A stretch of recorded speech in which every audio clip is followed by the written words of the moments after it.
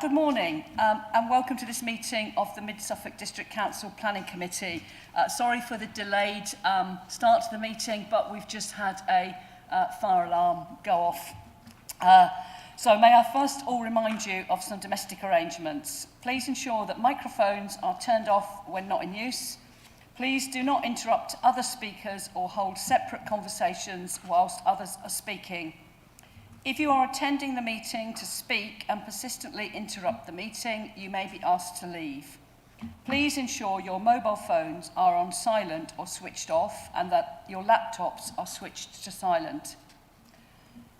I would like to remind everyone present that this meeting will be broadcast live to the internet and will be capable of repeated viewing. The whole of the meeting will be recorded, except where there are confidential or exempt items.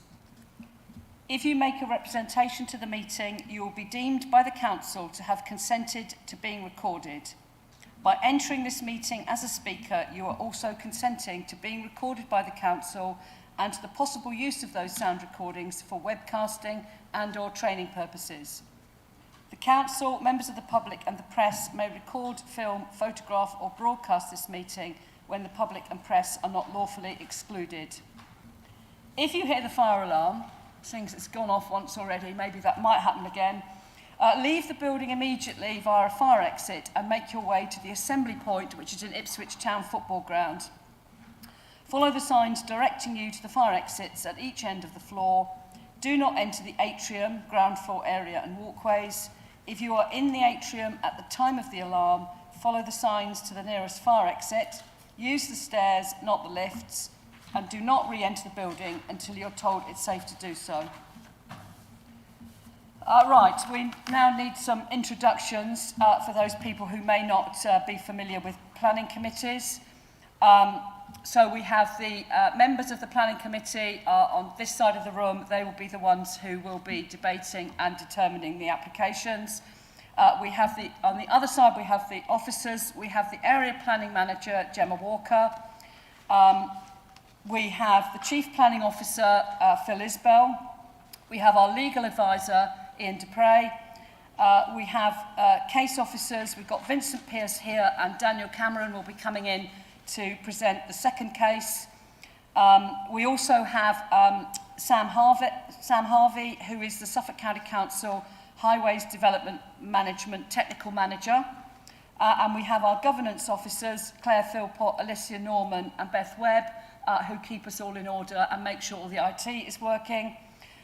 We will also be having some representation from ward members, Councillor Austin Davis and Councillor Terence Carter, who will be joining us via Teams. So can I move to the agenda, please?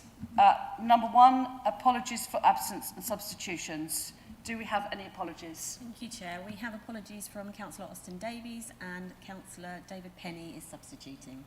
Thank you. We now need to receive declarations of disclosable pecuniary interest and other registrable or non-registrable interests by members. Are there any to declare? Okay, declarations of lobbying. I think we've all received emails. Is that true? We've all received emails on both cases, apart from Councillor Penny. You not received any emails from the agents? No, because you're a substitute. But everyone else, anyone had any other lobbying other than those ones that were sent to everybody? No. Declarations of personal site visits. Any to declare? No. Number 5, we need to confirm the minutes of the Planning Committee meeting held on the 21st of June 2023. There are some minor corrections which the Governance Officer is just going to mention. Thank you, Chair. Yes, so in paragraph 9.6, the ward member for Elmswell has been corrected to Jen Overett. And in paragraph 14.6, we've made a correction to the spelling of Jen Overett's name. Thank you. Are there any other points regarding the accuracy of the minutes? So could I have a proposer for the minutes? Councillor Matheson and a seconder, Councillor Hellingham.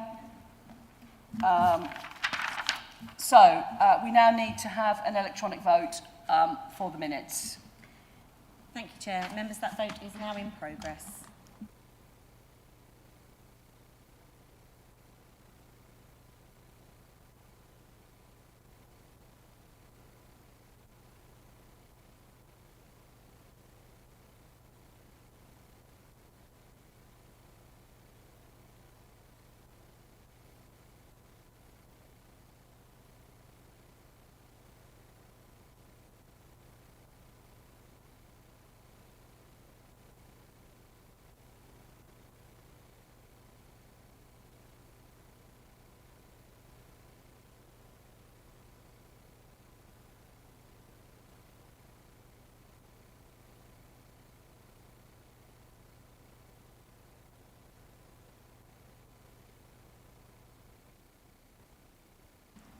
Councillor Hardingham, are you okay, or do you want me to take your vote?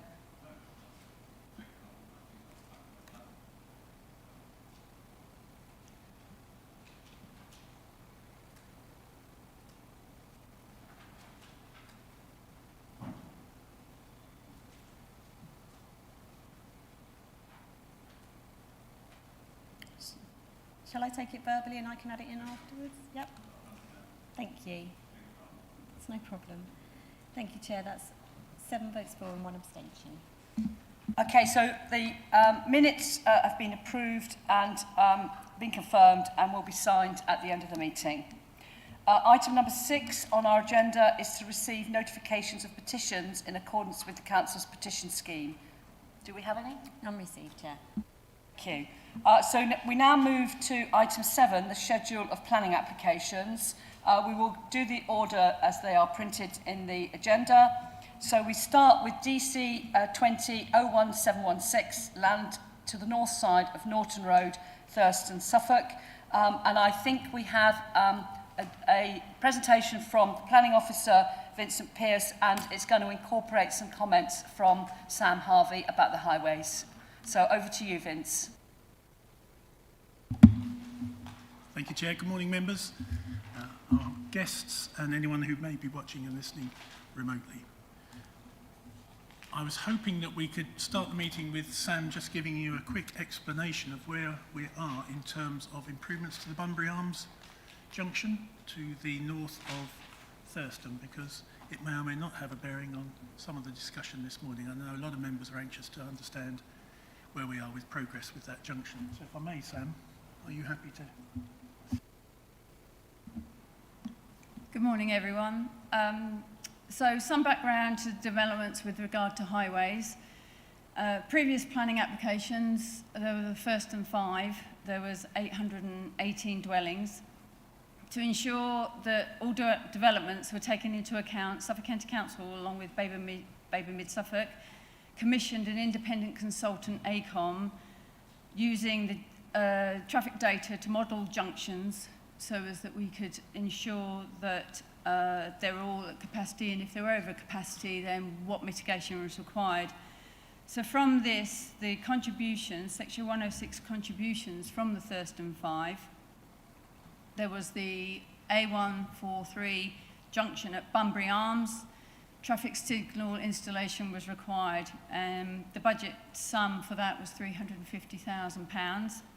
There are other mitigations, 30-mile-hour speed limit extension on Ixworth Road, Norton Road and Barton Road, new speed limit at Fishwick Corner along with some traffic calming, pedestrian crossing facilities at Norton Road, Ixworth Road and Station Hill, zebra crossings on Norton Road and public rights-of-way improvements, which totalled 96,000 just for the public rights-of-way improvements. 106 delivery from those sites, at the moment, the extensions to Norton Road, Ixworth Road and Barton Road have all been completed. The 2 zebra crossings on Norton Road. Originally, it was only for a single crossing, but when the school came forward, we had to find some money to put the second zebra crossing in. The Bunbury Arms Junction detailed design has been commissioned, and the 40-mile-hour speed limit installed on Fishwick Corner, but the design improvements have not gone forward due to the Bayton Road improvements. Now, delivery of Bunbury Arms, Suffolk Highways is our delivery service for Suffolk County Council and commissioned to design the improvements. The design was added to the programme for the design team. However, when COVID hit, new active travel schemes took priority over any Section 106 schemes, as they didn't at the time have a time trigger, and they were put back in the design programme. There are engineering difficulties with the junction as there's existing services, BT mainly, and the picture that you have up on the screen at the moment shows you where the BT box is.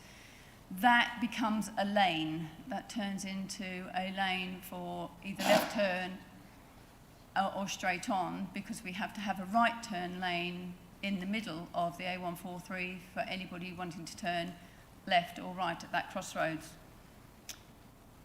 The BT did come back with us with a cost estimate which was very high. We have now gone back to them with another request for a more detailed estimate, which very often comes back half the price. They just put in an initial idea of how much it could cost. At the moment, we've chased them again this morning, we've chased them yesterday on the costing up of that. We still have not heard back, so we're assuming that it's either lost, hoping it's not lost in the ether, but we're thinking that the gentleman we're talking to is on leave. However, another thing that's added to it, Suffolk Highways contract is changing provider in September, October. So all works have been stopped on any designs, which again has put time back on the programme back. But I've been told that it is within the programme for the new contract and it will continue the design in October. So hopefully by the time in October we have the BT estimate and we have everything that we need to be able to progress the design. I've spoken to the developers to find out what the occupancy is at the moment for the Thurston 5, one of which has not come forward yet. They haven't started any building of dwellings. And if you average out all the occupancy for the 4 that have been built, that are progressing, it's 75% occupied. So I think as Suffolk County Council, we would like to be progressing this junction, especially with 75% occupancy. There are a team who know that this is a high priority, and if necessary, I have been talking to your chairman and I have been talking to the Chief Planning Officer to see if we need any more leverage to bring this programme even further forward.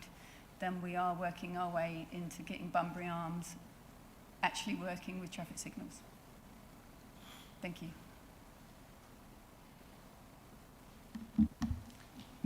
So that is Sam Harvey's update. I don't know whether there are any questions, Chair. Do you want to ask a question? Yeah, I think, Chair, she's leaving at 10. Because Sam Harvey can't stay very long in the meeting, and I know that may have been a bit out of context for people who aren't familiar with the concept of the Thurston 5, which was granted some time ago. Does anyone have any questions of the Highways Officer now? Because she may have to leave in about 20 minutes. Councillor Warboys. Thank you, Chair. Yes, just clarify. I understand the delays of the Banbury Arms junction, but are all the level crossings up to date and are they completed? Pedestrian crossings, sorry. Misspoke. Yeah, the pedestrian crossings are all in except for the one that's outside the library on Station Hill Junction with Norton Road and Ixworth Road. We haven't progressed that one at this time. It was originally going to be put forward by the Gladman site, so that's why we've sat on it. Obviously that one's at appeal at the moment. So once we know the outcome of that, then that will be put into the programme, maybe or maybe not, dependent on the decision. Lovely. Thank you. Councillor Matheson, did I see your hand go up? I really, Yeah, I'd really like to understand the detail of the occupancy, the trigger points and so on. I have been involved in some of this stuff previously. I certainly remember reading the detail about the Bunbury Arms whether either officer's got a bit more detail, they can tell us of how many hundred of which site or whatever is the point at which we need to have more of these things in place. And I seem to remember that the Bunbury Arms one was critical on about 3 of the sites. If it can help us a bit more on that. All I can tell you from Section 106 point of view is that, as far as I know, there are no triggers for it to come forward. The only triggers are for them when to pay for the works to be done. So, and I believe it's on start of works was when they all paid for the 106. And there is a time restraint of it's got to be spent within 10 years or we have to return it. I can't tell you whether or not there was anything with the conditions for Bunbury Arms, because of course it's a contribution, so it goes out of the developers and it goes out of the planners' hands as soon as the money's paid to Suffolk, I do believe. But my colleagues may be able to let me know. I mean, I think the problem clearly is are the trigger points or whatever of the infrastructure being physically improved to meet the occupancy of these 5 sites, and I think that's going to become quite important in the discussion. I think Mr Isbell would like to come in. Thank you, Chairman. I might not be able to answer Councillor Matheson's question directly, but Sam Harvey is correct about the way in which the delivery mechanism for the Bunbury Arms junction was expected to work out. I know there are interests locally both in the works there and around Fishwick Corner, which I'm sure you'll hear further about. The Bunbury Arms junction works were funded by the Thurston 5, as they're called, and this is one of those sites, and an increase in number on one of those sites. But the delivery of that was expected and fell to the hands of the County Council, and therefore, in terms of timing, I think the County Council wanted to be able to pursue their own processes to get that delivered, and I can't speak to it this morning. I'm conscious, though, that there is local interest as well in the Fishwick Corner junction, and for members who might not otherwise be familiar, I don't know, Vince, whether we have a plan of the locality we could put up which, for the sake of reference in relation to Thurston, describes all of these junctions, because by name they have become, I think, common currency in planning committee, and it can help. And on that, in relation to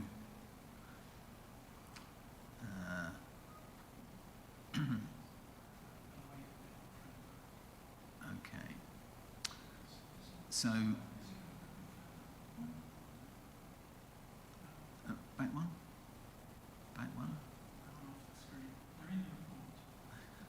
That'll do. So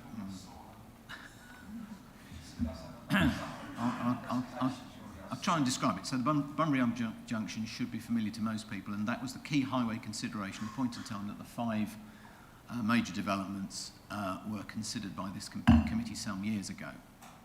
There was concern at the time about Pokeridge Corner, which is just off the screen to the south side of the railway line here as an accident spot, and there was concern about Fishwick Corner. There was much debate with the Highway Authority at that time, and it was concluded that the Bunbury Arms junction required remediation works, but neither Pokeridge nor Fishwick did from those developments by reason of the harm caused. Subsequently, Blore applied, and their site is effectively just off the bottom of that screen. Members will, I'm sure, probably be aware that there was litigation in relation to that, and that site has not as yet come forward. That site included improvement works which went across the boundary with West Suffolk to deliver improvement works to that Fishwick Corner junction. I think that, and I may speak out of turn here, Sam, is going through Highway Authority processes at the moment, so I think it's still to be delivered. Our expectation is that Bloor will be delivering their site and that those improvement works will take place. I have seen correspondence this week about those junction improvements, so I would ask Sam if you could just comment on that when I've wrapped up. But in terms of both of those highway elements, it's important to remember we're dealing with one site which already has planning permission, and perhaps the question for this committee is not so much, it is interesting to get the context, I appreciate, but the question is whether this development causes additional harm such that additional highway improvement works are necessary. And I think, to put it in very bold terms, the highway improvement works which are necessary to mitigate the occupancy are already funded and planned for. The delivery of them is partly in the hands of the County Council to make sure that happens. And to that extent, we are alive as officers to the need to get on with it, regardless of what the triggers may or may not be. But clearly that is infrastructure, and that infrastructure is necessary to support these houses. But in terms of the application before you this morning, as a change to one site, I'm not convinced that this gives rise to additional highways impacts which will be unacceptable and require additional mitigation. Thank you, Chairman. Thank you. Any further questions regarding the highways? If not, then we'll move on to the rest of your presentation then, Vince. Thank you, Chair. Quickly get to the start. Right. Just to remind members, we're actually looking at a full application and an outline application at the same time, so it is a hybrid application. The full application involves the construction of 112 dwellings, and the outline element is for 9 self-build plots. Now, many of you will recall that we have already granted outline planning permission for up to 200 dwellings, and we've approved 2 reserved matters which actually take the number of dwellings to 191. Some of those are under construction, so to help explain the conundrum of numbers, I have tried to put it in pictorial form. So that is the site, and originally you permitted up to 200 dwellings. We approved a reserved matters, phase 1, for 87 dwellings, which brought the total down from 200, so there were 113 dwellings left to go. We then approved a second phase, which comprised 104 dwellings, which brought that 200 down to 9 remaining. The 9 remaining was accounted for by self-build. That's how you got to the 200. But what you're looking at today is the insertion of a new phase comprising 112 dwellings within what was previously known as phase 2. That brings the previous total for phase 2 of 104 down to 53. When you add the 9 self-build, the total goes up over and above the outline by 61 dwellings. So the overall total, if you did approve the application, would then be 261. So this first phase is almost complete. Work has started on this phase. So if you granted permission today, what would happen is that part of the second phase would be built out, and then this part would change, and they'd be implementing the permission for 112.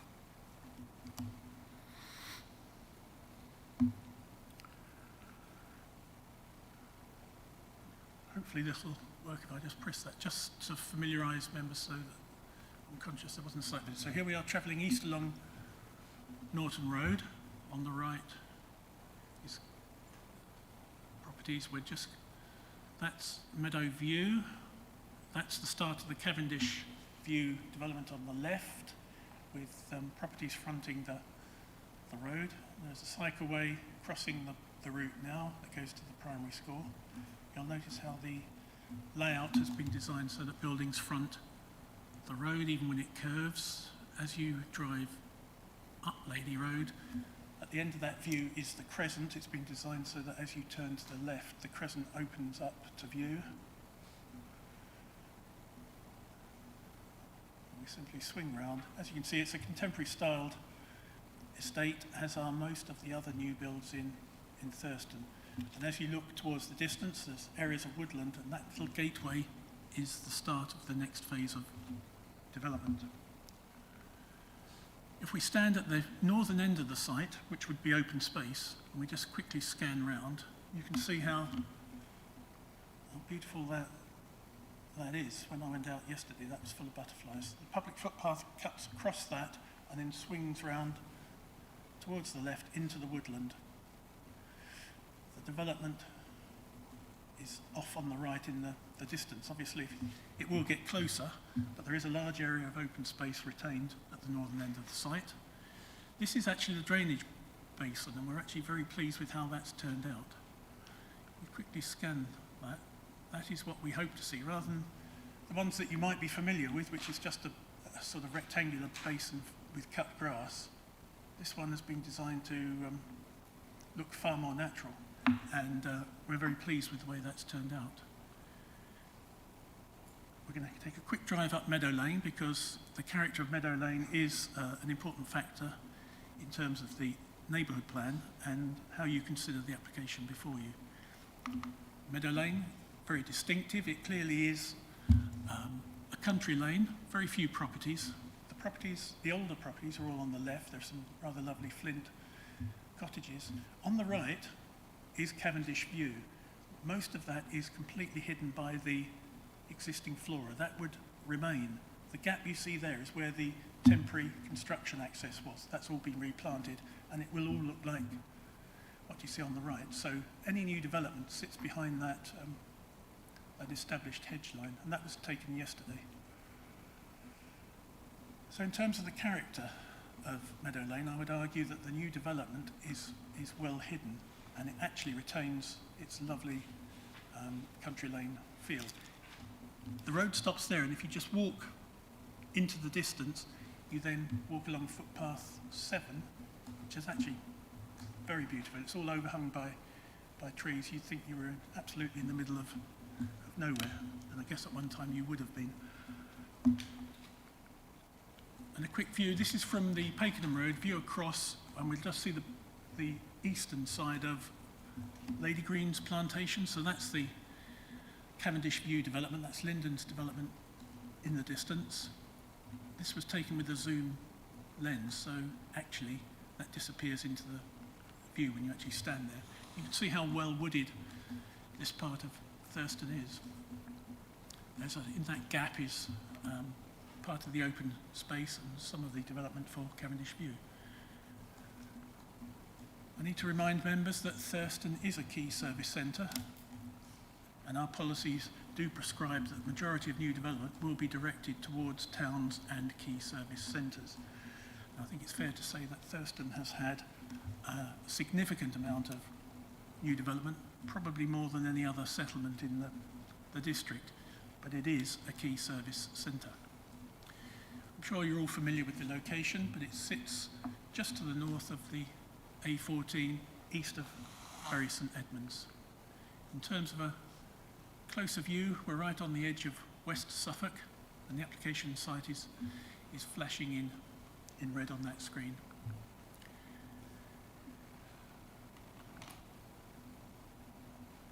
So, whilst Thurston has expanded very recently, you can actually see how recent a lot of that has been. The aerial photograph, that's the base photograph, was taken in July 2018, and you can see by June 2023, a matter of 5 years, there has been a huge amount of development on the north side of Thurston. And the red outline is the application site, and you can see some of that construction is already completed. In terms of constraints, principal constraints, we've got the footpath that is unaffected by this development that cuts across the northwestern corner, and there are listed buildings to the east. In terms of flood risk, if we superimpose one over the other, the flood area actually runs through the woodland. It doesn't interfere with the developable area of this site or the houses that we've already approved. As I say, we've already approved a drainage basin that was designed to accommodate all the flows from this development, and Suffolk County Council now use this as an exemplar in all of their public literature. Just to give you another idea of the setting and the context, the new primary school, sitting there just to the east of the application site, the community college just to the west. The white arrows are the Thurston 5 sites, and the pink arrow at the bottom is the Bloor development of 210 dwellings that will be commencing shortly. And the station nestling at the bottom or middle left. Again, that shows you how the phases pan out. Some of the key attractions in the village in terms of services and facilities. But before I go on, I just want to emphasise the concerns and objections of Thurston Parish Council. They are set out in full in the report, and as you can see, as the scheme has amended, Thurston Parish Council has maintained its objection. And to pick out what I think are the key parts of their latest, or most up-to-date objection, I've put these 5 points. If Vicky is speaking from the Parish Council, she may have a different view, and I just stress this is simply a summary. So the main concern, or one of the main concerns, is that having granted a permission for up to 200, that is what the parish wanted, that's what they expected. 261 is unacceptable to the Parish Council and many of the community. They see an extra 61 as overcrowding the site, potentially putting more of a strain on facilities and services in the village, and I think to some degree 200 should mean 200, particularly when it was so controversial at that time. So just to emphasise, the number of units is considered acceptable. The Parish Council feel that the character of the latest scheme does not meet the requirements of the adopted Thurston neighbourhood development plans. We'll look into that in a little bit more detail as we go through. There's a feeling from the Parish Council that the scheme fails to promote quality design, and that is a key thread in the neighbourhood plan. It's a key thread in national design guidance, and of course it is a growing priority for the government. Thurston also feel that the applicant hasn't demonstrated the sustainability of the proposal. We will quickly pick up on all of these points as we go through the presentation. But that's a summary, but I'm sure members will have read the full objections from Thurston and will no doubt have questions as a result of that. Although it's in the report, I just want to highlight 2 policies from the neighbourhood plan. Policy 1, which deals with spatial strategy. And I think I have to emphasise that the policy says that new development will be focused within the settlement boundary. This site is within the settlement boundary. And the policy also says that such proposals will be supported within the settlement boundary, subject to that development complying with other policies in the neighbourhood plan. As you can see, Thurston Parish Council feels that the development fails on that particular test because they take the view that it fails other policies in the neighbourhood plan. That's just to emphasise the solid black line is the settlement boundary, and the flashing red is the application site sitting within the settlement boundary. The neighbourhood plan extended the settlement boundary to embrace what we now call the Thurston 5 sites. We also need to we need to dive in deeply into policy 4, which deals with design. And on the screen I've put down why I think it complies, and I'm sure Thurston have a different view, but we will pick up all of those points as we go through. Thurston Parish Council, having said that the character isn't appropriate, we now need to look at the character assessment that was undertaken for the neighbourhood plan. The flashing red is the application site, and you can see the closest character area is character area 3, which is Meadow Lane. So this site sits outside of the character area number 3, but clearly it has to have regard to it. And as I showed you in that very quick video, it is very distinctive, very few dwellings, although there is a permission for 64 new dwellings in here as part of the Thurston 5, but the scattering of rather lovely flint cottages is about there.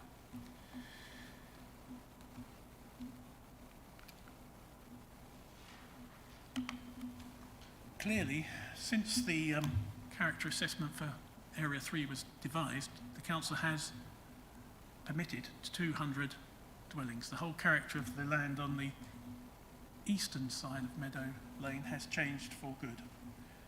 But what I was trying to emphasise in the video is that other than for that little gap where the compound access used to be, you'd be hard pressed to notice this in terms of visual as you're walking or driving along Meadow Lane.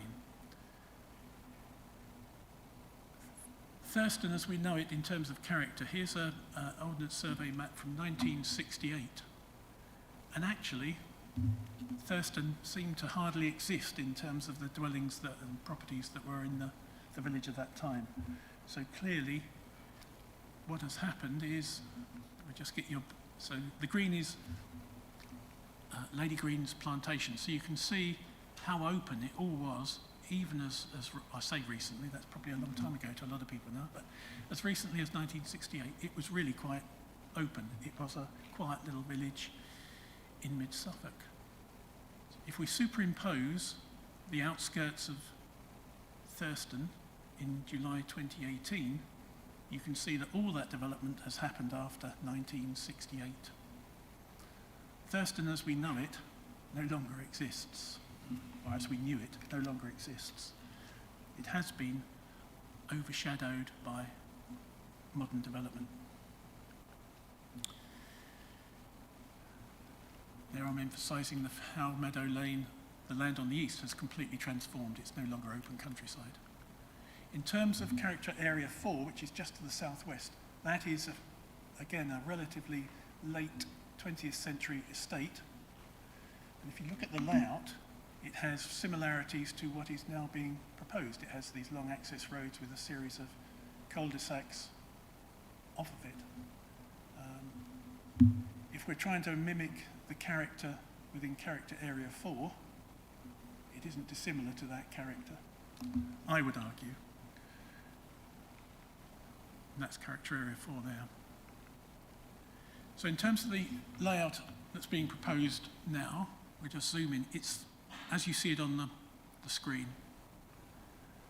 If we break that down, what happens is you can see the loop, existing loop road, which is that Lady Road that goes around to Pondfield Road, and the school is off the bottom on the right. Connections to the countryside are the green arrows. Here is a west-east pedestrian link through the development. There are a series of those through the earlier parts of the development. That route is well surveilled by properties overlooking it. The units there are set well back from Meadow Lane, as were the units in phase 1. The existing hedgerow is retained to the west of that dashed line. Each street is closed with a proper view. It isn't left hanging open, so you're looking into people's garages or fencing or something less desirable visually. We have rented affordable housing.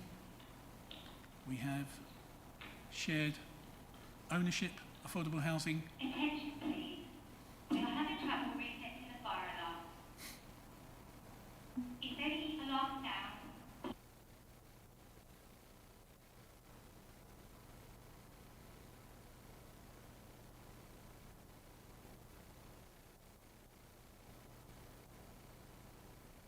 clustered in numbers.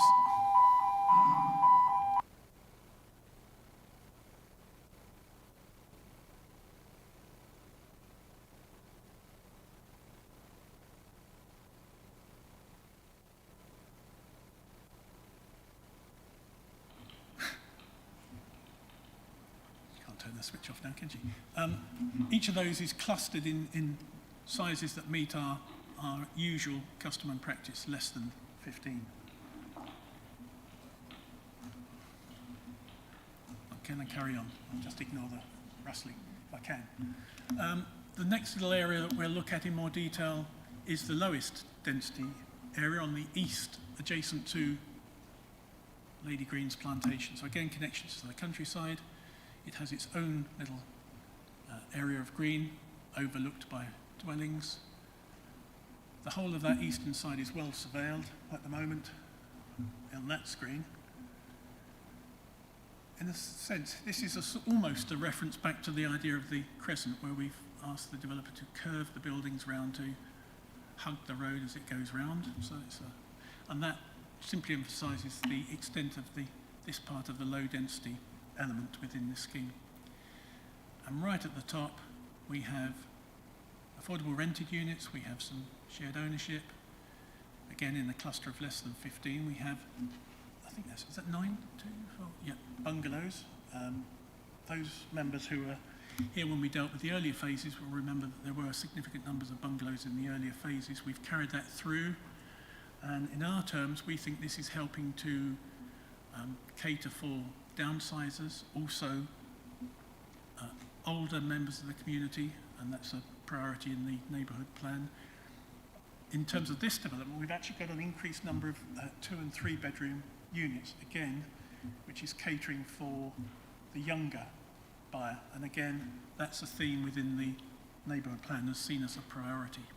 So we've lost some of the larger 4 and 5 bed units, but the increase of units is accounted for by more smaller units. And again, those units are set back, and the hedgerow is retained, and that's the plots for the self-build. In terms of the house types, you've seen a number of these before because they've been used in phase 1 and phase 2. Again, nicely proportioned gables, interesting features, bays, simple but elegant porches, rub brick arches, nice dormer details, and again, on the 2.5 storey, or you might say 3 storey, but 2 storey and attic accommodation, there are a few of these. These previously have caused the parish council concern. We have approved them elsewhere, but as you can see, the design was amended originally so that the proportions are elegant. Previously they had large dormers and the whole thing looked out of proportion. That is a nicely proportioned elevation. And those sorts of themes are carried on. So here you've got a terrace of 3 with a traditional porch and a lean-to porch. You may have a debate as to which looks more elegant, but it is nicely designed. There's a lot of interest in those elevations. Where they are grouped together in terraces, they're put together nicely. We've seen this sort of arrangement in phase 1 and phase 2. There are some masonettes. I've been through plot by plot. All of the parking meets your parking standards in terms of the garage sizes, gaps between buildings. Where you have a building space building, there is at least 3 metres. That fully accommodates your desires. In terms of, there are no triplex spaces in terms of, where there are triplex spaces, it's where they're over-providing. So we've actually got an estate where I can't find one that falls foul of your custom and practice. That wasn't an accident. I know we've worked with Lyndon to make sure that happens. In terms of densities, because clearly the parish council, with the view that 200 should mean 200, we also have to have regard to what does that do in terms of density if we've raised it, were you to grant permission, to 261. So a crude estimate of density at the moment, if we include the area of woodland, it's incredibly low. 12.9 or thereabouts. If we exclude the woodland, it's maximum 21, which is still well below your normal starting point on modern development of 30.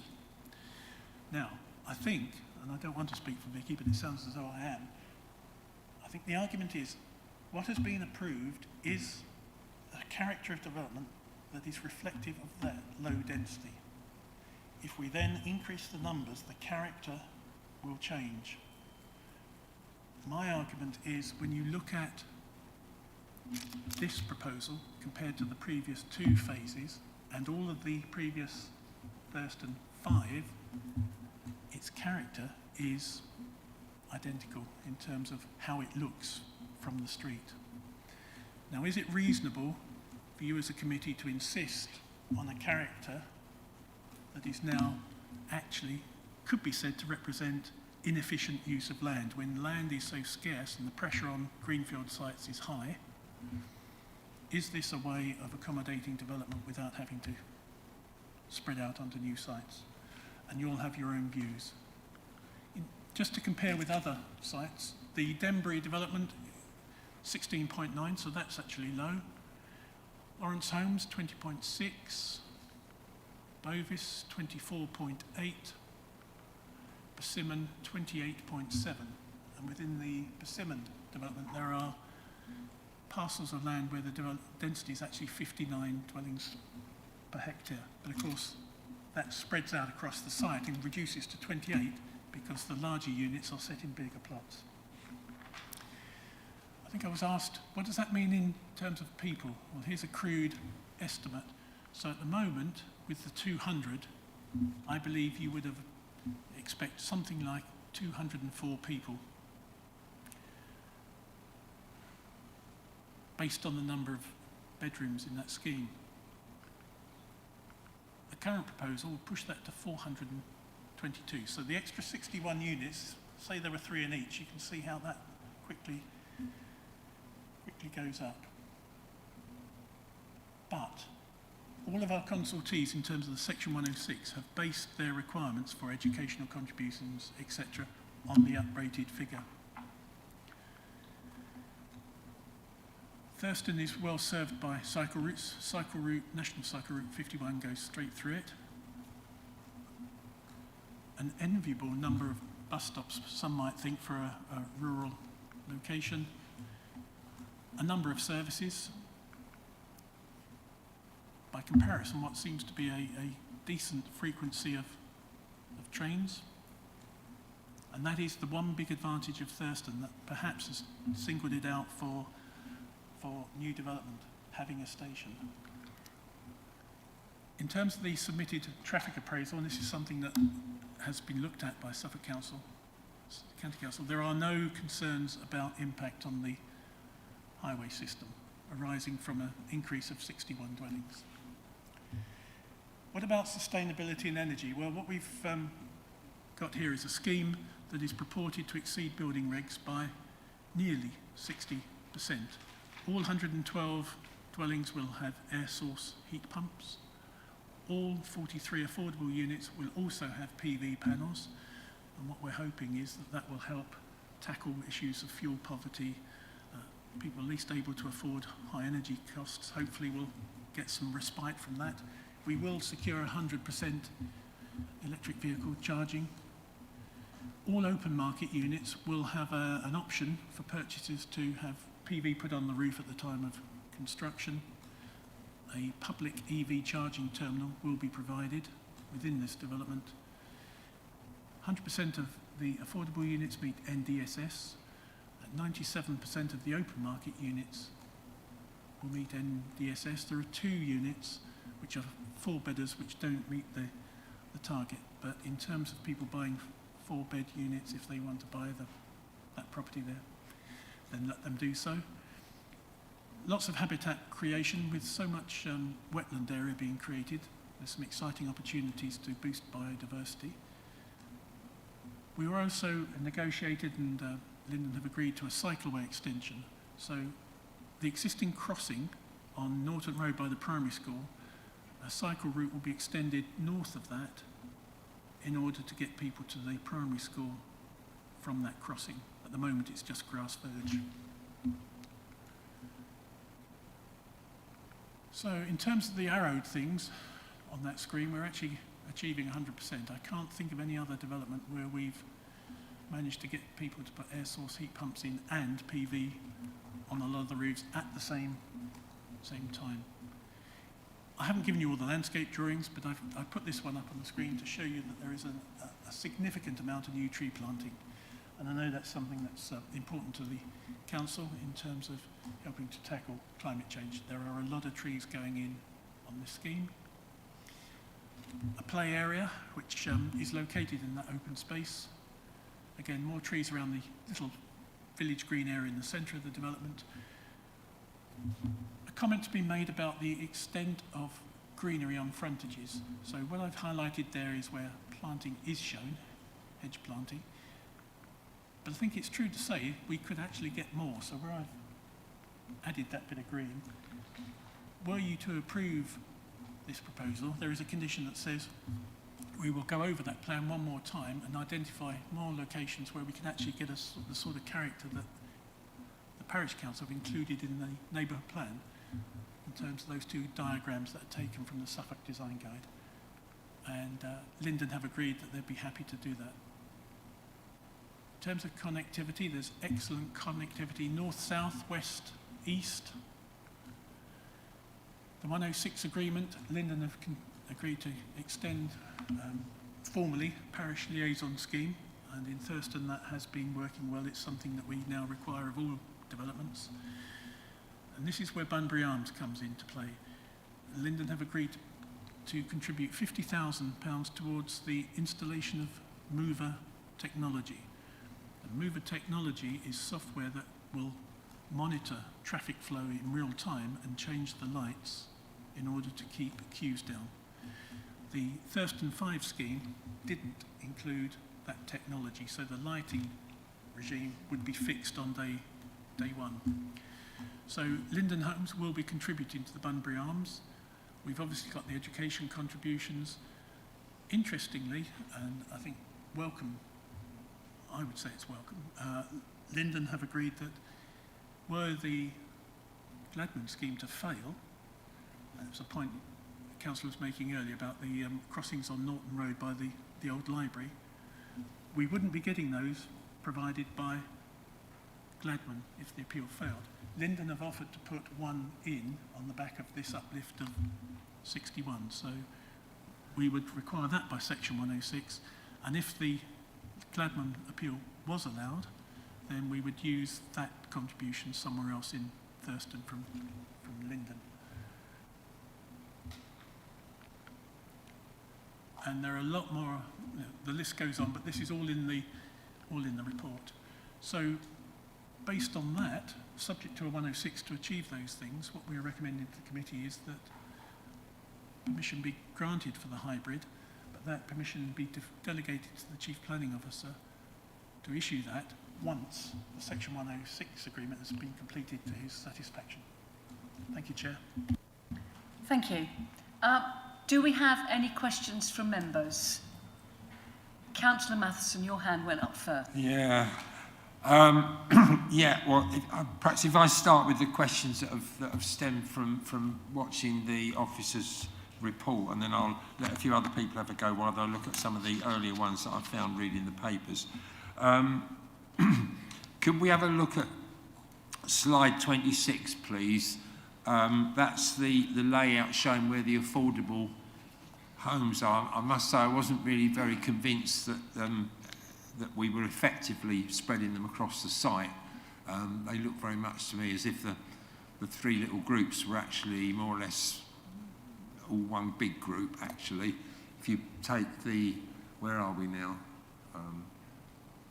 So that's let's just back one. What were so they're the rental ones.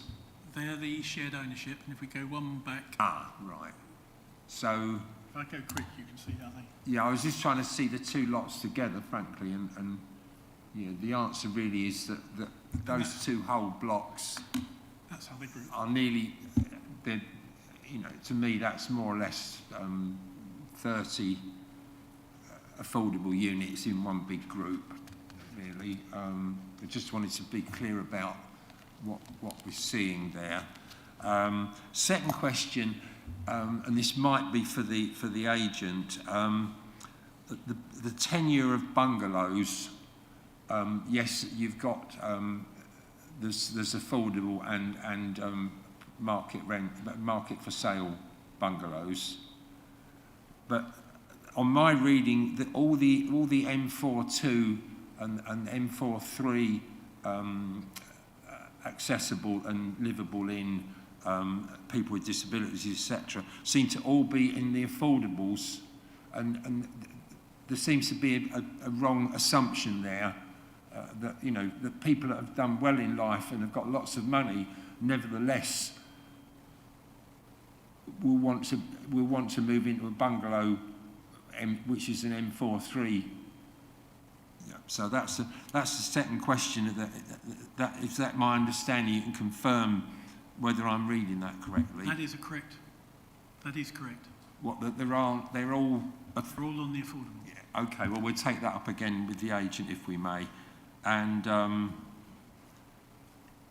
yeah, I wanted to just have another look at that slide 40 that showed the number of people. That was a bit too quick for me to see how it was that it had gone up so much.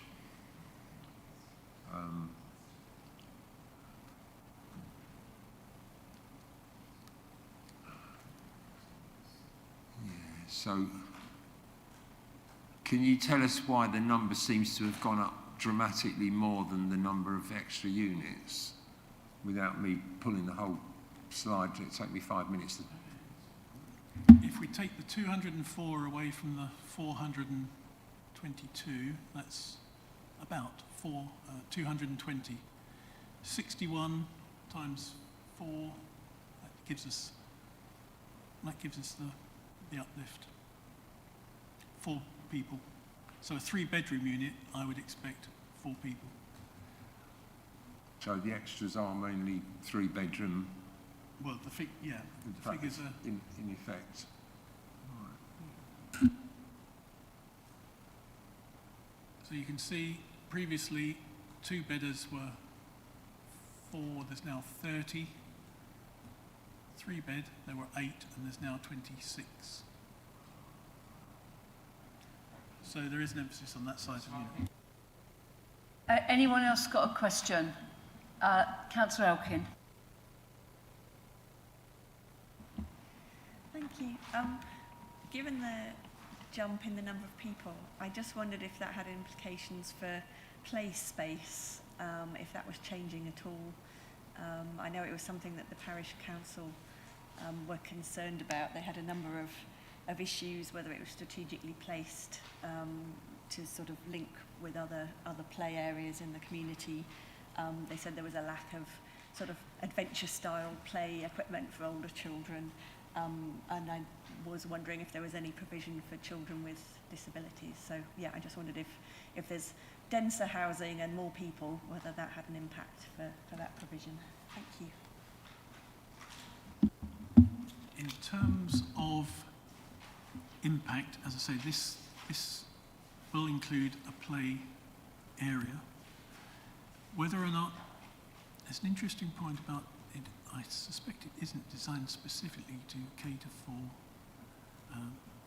younger people with disability, and that's an interesting point, and perhaps it should, and that might be something that we could condition further in terms of the detail of that play area, so that we can make sure that it does achieve that objective.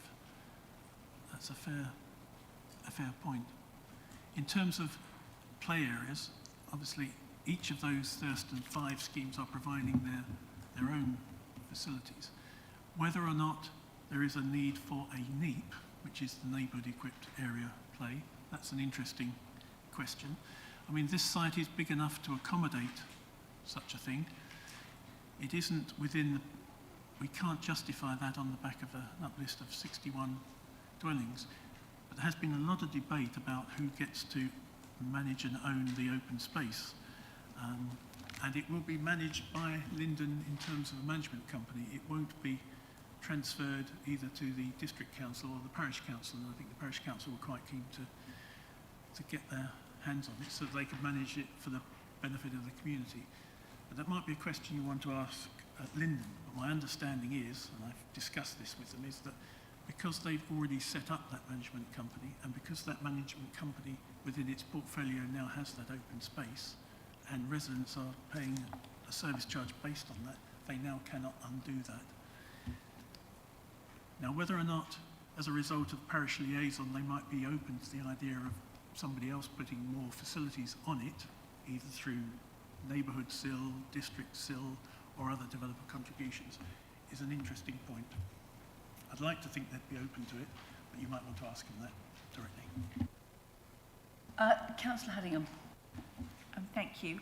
I realise the self-builds are outlined, but what parameters is there? What sort of, what limits or whatever do we put on there? At the moment, none. In terms of the earlier consents, none. What we have discussed with Linden is that we, if you were minded to grant it, we could either put it as a condition or even in the 106, that we come up with we agree a design and sustainability statement which actually sets down some key principles so that anyone purchasing one of these plots would have something to aim for, that they would know that we had endorsed. Now, whether or not members like that idea is something for you to consider. But it is now on the table as a potential that we could get involved in that with them. Come back. It's another question completely. The Hillside Supreme Court judgment thing, can you just go over that again, what that means? Like, if we just say, why not just build the 200 or whatever? Our understanding or interpretation at the moment is that in terms of what happens today, that's not a matter for this committee. There is an argument that says under Hillside that if the implementation of this element, were it to be approved, doesn't adversely impact the developer's ability to finish the earlier phases, that may or may not be sufficient to get past the Hillside test. But as I'm not a lawyer, I'm quite happy for Mr. Dupre or the Chief Planning Officer to give us further advice. But as far as we're concerned this morning, that isn't something, we believe it's not something for the committee. Did you want to make a comment, Mr. Dupre? I don't really say much more than that. I agree with Vincent's quite right. I think the key point is that there is some case law that says even if something turns out to be impossible, the applicant is entitled to ask us for permission for it. So we should still go ahead today and determine it on its merits. And the Hillside principle is a bit nuanced, and there may be a lawful way of the applicant doing something by way of something like a Section 73 application to modify the phasing provision of the outline that was granted in 2018 that would possibly remove any doubt as to whether it was implementable. So I think I would suggest carry on for the time being without worries on that score. Mr. Isbell? Well, having been invited to speak, I may as well take the opportunity, Chairman. Yes, I mean, as Mr. Dupre says, I think the thing is, for any large residential site, the Hillside case and judgment is now a big question for developers and for local planning authorities. The point here and the advice received is that because this is a discrete parcel of the site, a discrete phase, you can deal with it and it does not trespass on the Hillside principles. So our advice to you as committee, and obviously committee relies upon its officers to guide, our advice is that you can proceed to determine this and it does not alter the enforceability of the existing planning permission. The rest of this would take a very long time to go into with the aid of diagrams. Any further questions? Oh, coming up at once. I'll go down the table. Councillor Lawrence. My concern here is that having had previous permission for 200 and marketed and sold it on the basis of high quality housing, low density and everything else, that an applicant is able to come back 2 or 3 years later and say, no, ignore all that.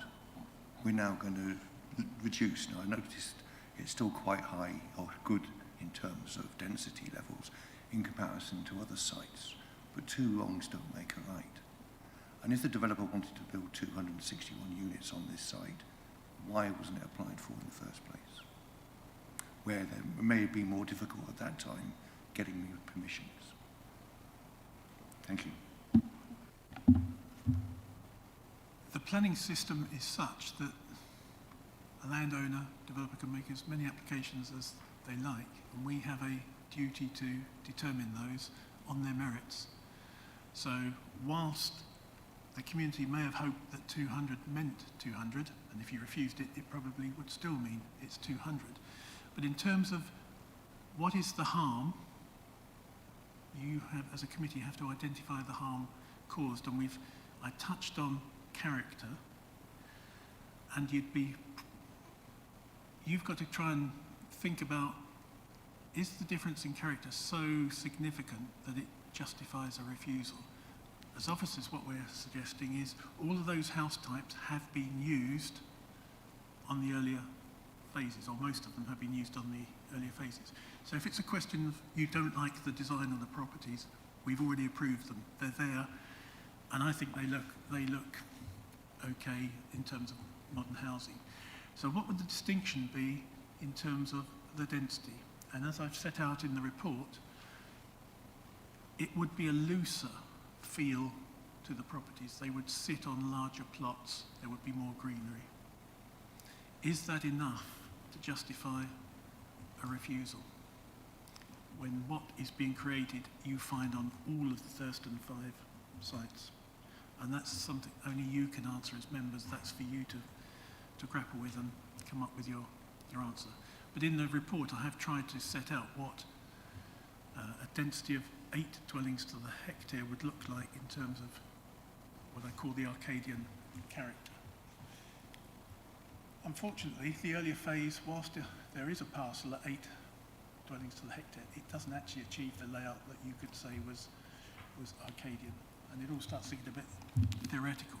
But a density of 8 to the hectare is now unheard of. It is actually inefficient use of land. And that's the dilemma. Do we aim for something that's Arcadian and that pushes development somewhere else?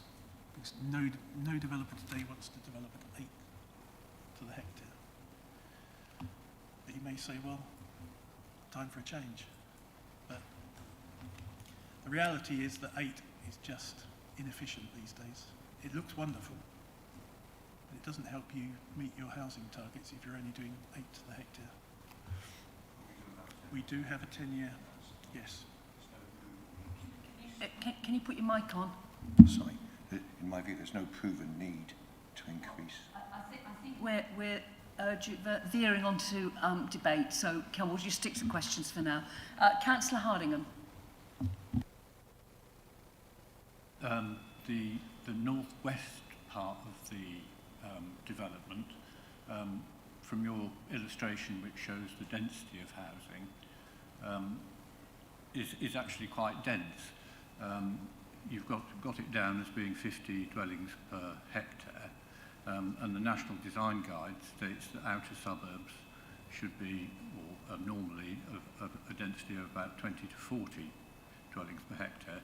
So would it not be true to say that you haven't really got a northern end of the development which shows a more loose and lower density housing as it approaches the rural hinterland? I think you could argue that. Were you so minded? And a further point, in that end of the estate, you've got the self-built houses.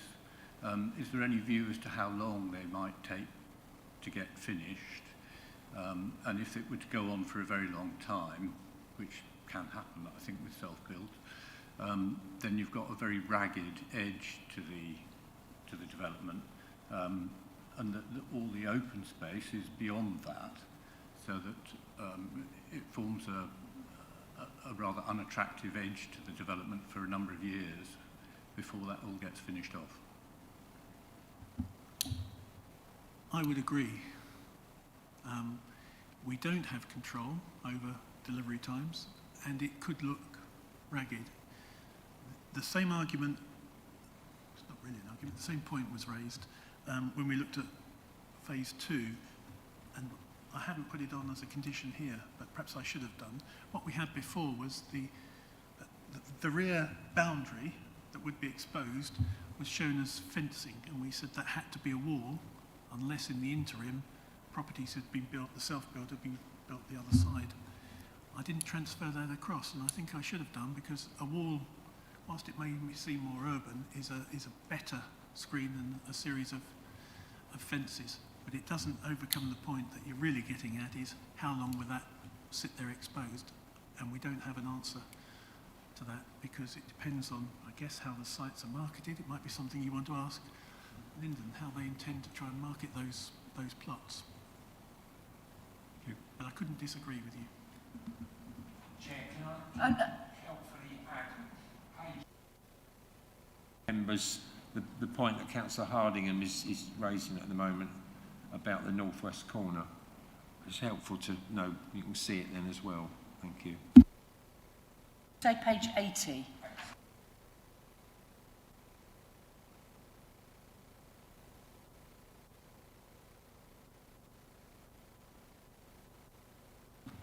Am I able just to add a point, Chair?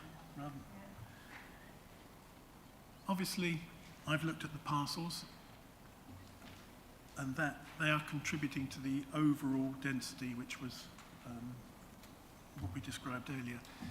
But I have to say, if I'm arguing that the whole design ethos was to have the lower densities on the edges, then 50 isn't the lowest density on the edge. I cannot deny that. That is a fact, Councillor. So. Thank you. Councillor Warboys? Oh, there we go. Yeah, just slide 28. I didn't notice it in the bundle. I've only just noticed it as you projected it.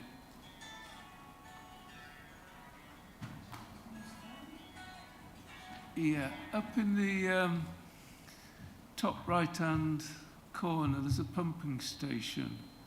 Do those generate a lot of noise? Would those buildings adjacent to them need additional noise insulation?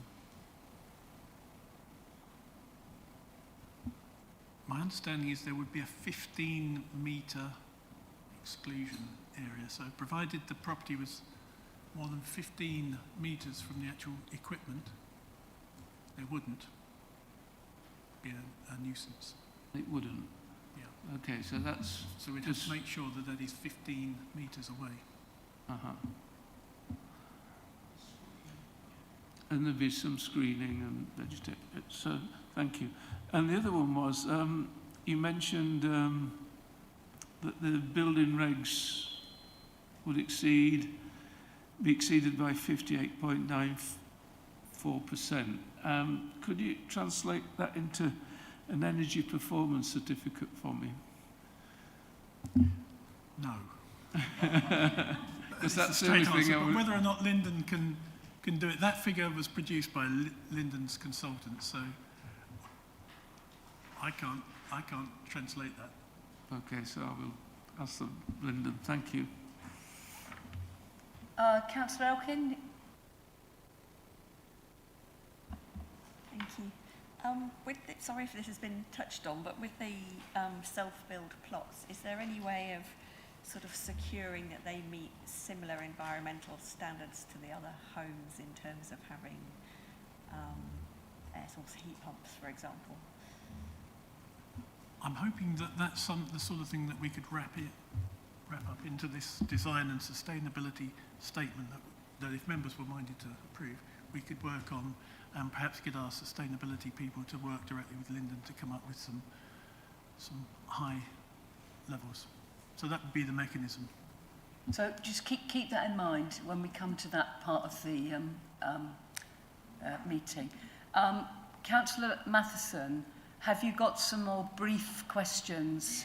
Because you did say you wanted to come back, and I think Councillor Hardingham also wants to come back, but we do want to not go on for too long. Yeah, I appreciate that.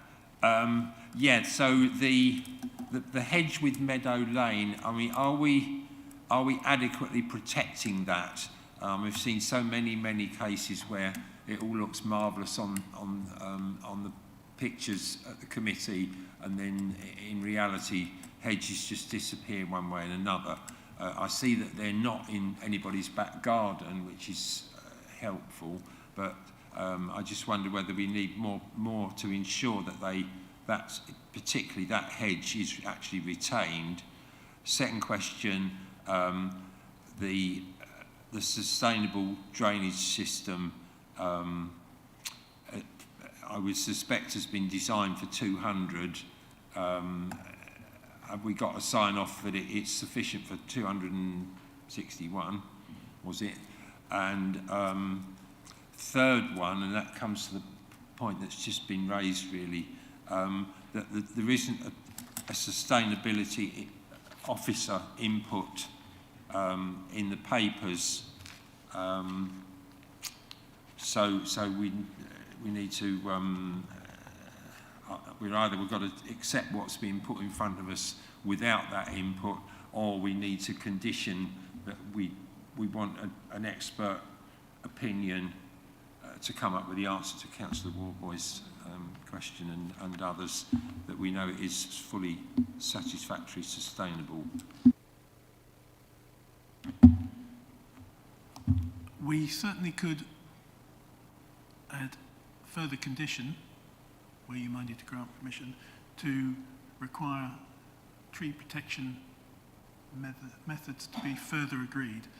The good thing is that you can see from the video that I took yesterday that the existing hedge adjacent to phase 1 is still intact, and the piece that had to be removed to make way for the compound access, temporary compound access, has been replanted. But I agree with you, the last thing we want is anything to accidentally happen to any of that hedgerow, because that's essentially what's hiding the development and retaining the character of Meadow Lane. So I think we should add further conditions to require the method of protection to be agreed. In terms of drainage sign-off, yes, Suffolk County Council, Jason Skilton, has looked at the figures. It is capable of accommodating the 261 dwellings. In terms of lack of a comment from sustainability officer, unfortunately we haven't had one in post for a while, and I'm sure the administration is doing all sorts to rectify that. But in terms of that, before Phil perhaps, I'm not sure I should be saying that to the chief, but we'll find out later. In terms of sustainability officers, what we have done is we looked at the submitted material, and it far exceeds anything that we've had before. So in crude terms, it reaches a new bar, and that to us was significant. Mr. Isbell, did you want to come in on that matter? Thank you, Chairman. Yes, and I take no offence from what Mr. Pearce has said. We have made arrangements for external consultancy advice in the matter of sustainability on a short-term basis, so that is available to us now, but literally we've only got through procurement through last week, so that's very much now in hand and available. We obviously need to be comfortable that the advice we're getting makes sense and is cogent. Sorry. So I think you can appropriately allow that to be reviewed, and from what we've seen, the advisors have been used by other authorities with confidence, as it's a recommendation to us of their professional bona fides. So I think we can be fairly confident we can take that away as officers to give you as committee some confidence that this is being looked at, not just by planning officers. Thank you. And Councillor Hardingham. I note that the option for purchasers to specify PV to be installed, it would be very cheap at the build stage to require ducting to be installed so that PV could be retrofitted to any houses where that option wasn't taken up at the build stage, but extraordinarily difficult to install PV without that ducting. That may be something that you want to ask Linden about, and they may or may not say they might be able to accommodate that as an element in the build to help reduce the cost of retrofitting, were the option not taken up on purchase. And Councillor Penny, did I see your hand go up? Yes, just a question about the design of the houses themselves, although this might be a better question for Lind and the distribution of green spaces.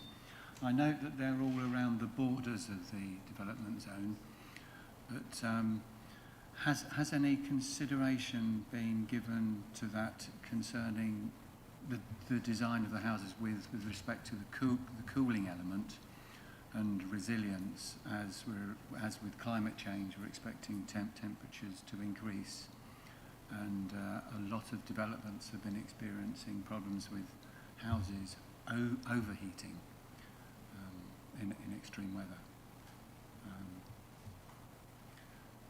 By all means ask Lyndon that Yes. question, but in terms of this layout, because the amount of open space around the margins far exceeds the normal 10% that we would require, the scope for having open space within the development was limited, and we have secured some, but it isn't the central design component, because ordinarily we might expect to create a large new village green and have properties around it. But it is, the point you make is a good one, and I know that sounds patronising, but I don't mean it to be, because you're right, as planners, when we're looking at layouts now, we have to think about being able to provide areas of shade so that people can at least get out of the hellish heat and enjoy open space in different ways, and perhaps have water elements and all sorts of things. Because this actual site dates back to permission, well, an application in the outline was 2016, a lot of that design discussion had already occurred. But in terms of the new direction, I think it is something that we must embrace, and it's definitely, I'm sure the Chief Planning Officer is already thinking about design elements. I think we all as planners need to think again about our approach to layouts, and I'm sure we'd quite welcome any thoughts that you may wish to give us, because you are right. But this has been on the books for so long that we haven't been able to incorporate those new ideas. Thank you. Thank you. One more question then, Councillor Elkin. Just a very quick one. I was just asked, there's an uplift, I think, in the money going to this school, and I just wondered if there are any sort of timing or trigger points. Basically, will the funding arrive before the extra children? There will be trigger points, and they'll be set out in the agreement. But what the county did was forward fund a lot of that expenditure. So what we're actually doing now is almost recovering some of that money. But you did raise the question earlier about preschool, nursery. I might have been hallucinating then. I thought somebody did. Perhaps it was the parish. But what I would say is the County Council have already thought about that, and some of those contributions will be towards that sort of... Right, if we can now move on to invite the public speakers to address the committee. And we have Julian West and Vicky Waples from Thurston Parish Council. And you'll have your 3 minutes. Thank you very much. If you'd like to begin. Thank you. Good morning, everybody. Over the last 5 years, and for at least the next 5 years, Thurston will be undergoing unprecedented levels of development. Currently, in total, Thurston has planning permissions in place for over 1,250 new homes. Minimal highways mitigation is in place for these new properties, which extends in the main to junction improvements yet to be implemented, including the crossing at Norton Road Junction, for which money is already available.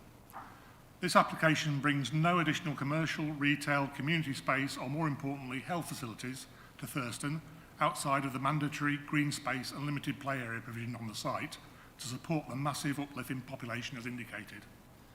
The application fails to accord with the NDP and deliver community facilities that are needed within the village, i.e. a NEEP, skate park, community growing spaces, etc. The provision of 2 dog bins and parish council notice board is hardly regarded as significant community aspirations. Merely throwing S106 monies at these issues, as indicated in this application, is not a solution. No solution has been provided to solve the safety issue relating to the railway station crossing. Even if Network Rail does come up with a viable solution after having spent 100k in SIL money on a feasibility study, they have absolutely no money in the pot to implement anything. The use of MOVA technology for the Bunbury Arms junction is only necessary to mitigate the additional vehicular movements from this site. Signalisation works are already to be funded in the Thurston 5, which is already explained. Increasing the number of dwellings on this development over and above the currently approved will have a further negative effect on traffic flows and therefore air quality and the achievement of measures to support this council's declaration of a climate emergency. Not only will the traffic be increased at pinch point in the village, but an increase in numbers at the location where young persons are actively accessing the highway network system should be challenged on all levels. Furthermore, the revised layout of the properties is a prime example of how not to carry out spatial organisation as indicated in the Thurston neighbourhood plan. The Parish Council does not agree with the proposed development for delivers good design, given its location on the edge of the rural village that is of an urban density and more applicable to the edge of a town as opposed to the countryside. The latest officer report notes that the council currently has a 10.88-year land supply. Therefore, there is no demonstrable need for this increase in housing numbers to be approved. Thurston Parish Council urges the committee to reject this application today. This is a prime example of a greedy developer trying to maximise its return at the expense of good design appropriate for the village of Thurston. Should this application be approved, Thurston will end up with yet more additional new homes that nobody wants, are no longer required to meet the development targets and will not have the required solutions to the infrastructure deficiencies to support it. Thank you. Thank you. Do we have any questions from members of the parish towards the Parish Council? Councillor Matheson.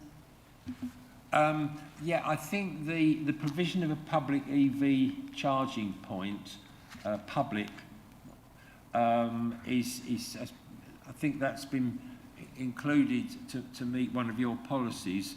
Have you got as far as what capacity, speed, whatever you think ought to be provided as a public charging point?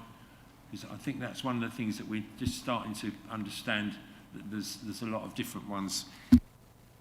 I don't have the technical advice on that, no, but we are at the process of putting some in down at the Cavendish Hall and the New Green Centre, and they will have fast charging points, but the technical side of what this public one's going to be, I don't know. Something or other that we want to retain control of getting the right ones if we get them. If only it were that simple. If only all the car manufacturers could do the same thing, it would help. But interesting point, but maybe getting into a bit of technicality. Any other questions of the Parish Council?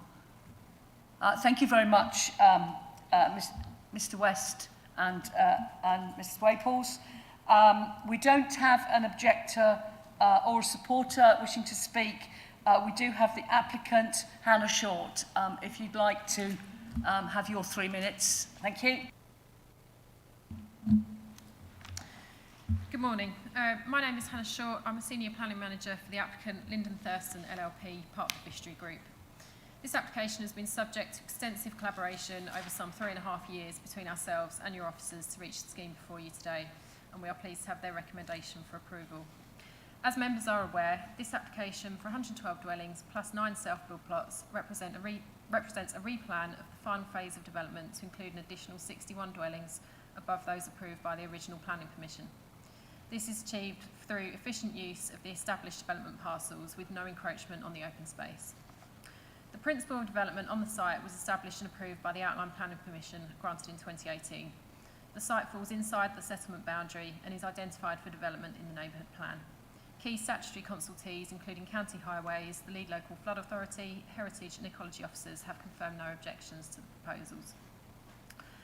The open market housing mix is weighted much more towards smaller 2 and 3 bedroom homes, including bungalows, when compared with the approved reserve matters scheme for this part of the site. This will provide greater opportunities both for people getting on the housing ladder and those wishing to downsize, and is in accordance with paragraph 5.12 of the neighbourhood plan and policy 2B. All edges of the layout facing the countryside are of lower density, including the self-build plots. There are currently around 690 applicants on the Council's housing register. Our proposals include 43 affordable homes, representing an uplift of 21, and includes 8 wheelchair adaptable bungalows.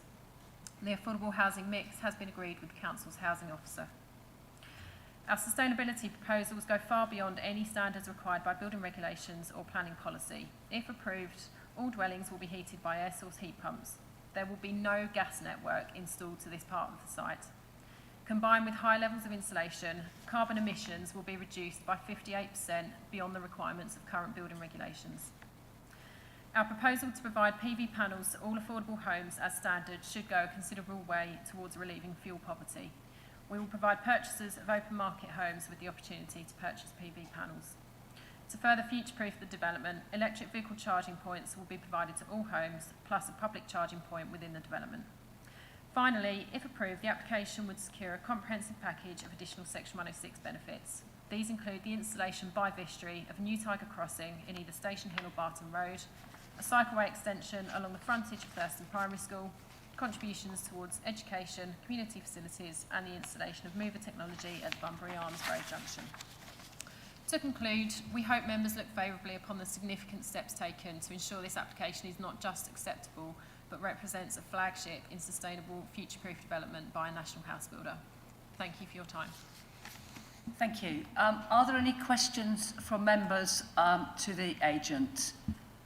I'm going to go for Councillor Warboys first this time because Councillor Matheson keeps putting his hand up first. So let's go for Councillor Warboys. And I think I saw Councillor Elkin as well. Councillor Matheson, and I do have a question of my own. Thank you. Thank you, Chair. Yeah, I think I've already flagged up my question. You mentioned carbon emissions reduced by 58%. I think that's where we get the exceeding building regs. How does that translate into energy performance certificates for someone who's going to purchase one of these houses? Honest answer, I don't know. That's up to our energy assessors to tell us that. But what I will say is that level of betterment would not normally be achieved on any other development. We would meet building regs, and that would be sufficient. We've recognised here that we need to go far beyond that. So we've tried to get way ahead of the curve by providing the air source heat pumps, the PV, and that's in addition to our sort of usual levels of insulation. Thank you. Okay, thank you. Did you want to come back, Councillor Warboys, or is that okay? Well, yes, I'll accept that as an answer.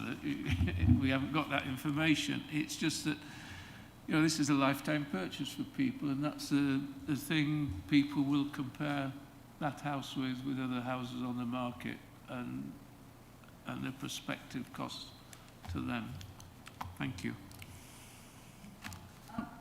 Mr Pearce would like to come back briefly. The point you make, Councillor Warboys, that may be something for us to note, because I'm conscious that I didn't have the answer, and I feel as your advisor I ought to. So it may be something through the Chief Planning Officer that we ensure that in future when we have these, we get the equivalent EPC figure, so that we're not talking wildly about percentages, but we do have some facts to put to it. So if that was the mood of the committee and it was acceptable to the Chief, then in future we will ensure that we drill down to that level of detail and include that in our reports. Councillor Elkin. Thank you. I've got two questions. The first one, in our notes in section 3.115, you had a revised energy statement made by consultants which said that, amongst other things, you were going to consider how to mitigate against overheating through thermal mass and looking at solar gain, but it didn't go into any detail, and I just wondered how that was going to be achieved. Yeah, so there's been quite a recent new sort of building regulation come out, Part O, which concerns overheating. It's quite closely linked with Part L1, which is conservation of fuel and power, and hence the building fabric, the insulation, plays a big part in that. Now, our standard thermal efficiency levels of the building fabric, i.e. walls, the roof, the floors, are beyond the minimum requirements set by building regulations, so that helps both the energy conservation and the sort of heat performance of the home. An additional thing to combat overheating is that we now have an enhanced glazing specification to reflect the energy from the sun. We also now have to have larger openable areas so that if a home is feeling like it's overheating, you can open the window and quickly let that heat out. So that's something that's all quite finely balanced, and there's calculations done by our energy assessors to demonstrate that each home meets those standards to combat overheating. Doesn't currently have things like sort of solar shading over windows if they're south facing and things like that. No, not currently. Thank you. And the other very quick one, I heard us talking about play space and some of the concerns of the parish council about lack of provision for older children, sort of more adventure style play, making sure there's still the same areas for play and provision for children with disabilities, particularly given that there are quite a few adapted bungalows and things like that on potentially on the site. Is that something that you could consider looking at? Yeah, certainly. We're, as part of the phase 2 approval, we're just getting some meetings set up with the parish council, some liaison meetings. We would be content to have a condition for the play area details to be approved, and we would be happy to discuss that with the parish council and to look at provision for inclusion for all. So that could include disability access and also the sort of more woodland style kind of adventure playground. It would, yeah. Thank you. Thank you. Councillor Matheson? Thank you. You will have heard my question earlier about the market housing bungalow. That some of those should be M4. Well, I suggest that all the bungalows should be M42 standard, and that a couple of them. Are you prepared to negotiate with the officers to work those out in detail? So those bungalows are well in excess of the minimum space standards requirements, but they haven't been designed specifically as wheelchair adaptable bungalows. However, I do believe the internal layouts would certainly be adaptable with some tweaks, shall we say. So you'd accept a condition that asks for that to be done? Yes. Thank you. If I may ask a question of my own, as a regular cyclist, I often cycle through Thurston on my way to Bury, and that crossroads with where Norton Road meets what I think is Barton Road, the first one you come to, where the tiger crossings may or may not be provided. Now, you have, I believe, offered to provide one of those tiger crossings should the Gladman appeal not bring them into fruition. But that particular crossroads, if you are trying to get from the Norton direction to the high school, one crossing is not going to be worth it. So I just wonder whether there was any scope that should the Gladman appeal fail, are you in any position that you could provide both of them? Thank you. Yeah, I think subject to further discussions with Highways, in principle, yes, we could look to provide both of those crossings. Is that something that we can put into any condition or section 106? I'm just asking the officer here. We could incorporate that into the 106, yes, and then we would have that clause that if they're not provided by Gladman, then, but you may also then want to think about what happens if Gladman do provide those facilities. Do you want to be able to use that tiger crossing somewhere else in the village? But I have discussed it with Suffolk County, and in principle, they are very keen to see both crossings provided, but they wouldn't necessarily want all the other pieces that Gladman were providing about raised tables and things, because they're not essential to the safety element. So 106 would be my suggestion, Chair, rather than a condition. And would that be possible for us to add that into whatever our determination, that there is some scope for for negotiating with Linden about providing both of them, and should they not need to be provided by Linden, that those funds can be used for something else within the village of Thurston. Is that what we need to be doing? It is, but there's an element to think about, because Linden originally offered one Tiger crossing, and it was either going to be on Station Hill or on the Norton Road. If, as I think has just happened, Linden have now offered to provide a second crossing if Gladman didn't happen, the question then is, if Gladman did provide them, should we then only ask for one of those crossings as the default backstop position? But that's something for you. But that's something that we can just say that would be up to officers to deal with the Section 106. You can, but it might be then I say, well, I only think one would be reasonable. If you think you want both, you should tell me, and then that's what I shall seek to Right, secure. okay, thank you. When we get there.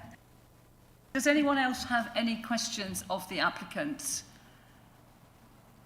Right, so we now need to call on Councillor Davies for his ward member comment. I'm just hoping that Alicia has got him set up and he should appear on the screen.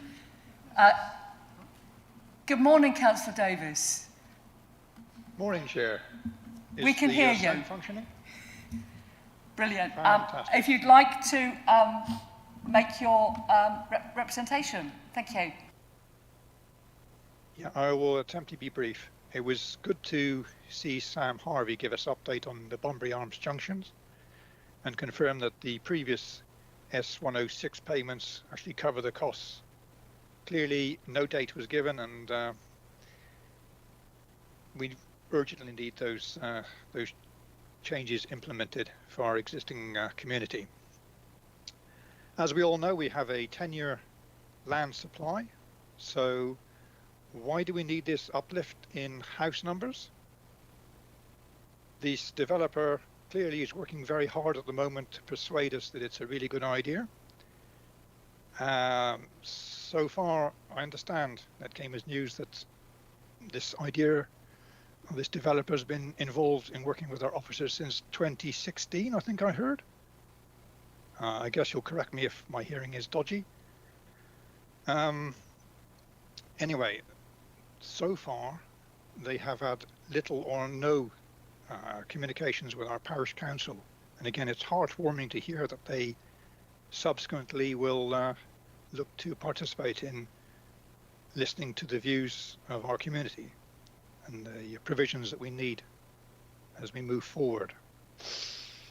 As a major service centre, we have a railway station, which, as we all know, has a barrow crossing, which means there's significant safety hazards.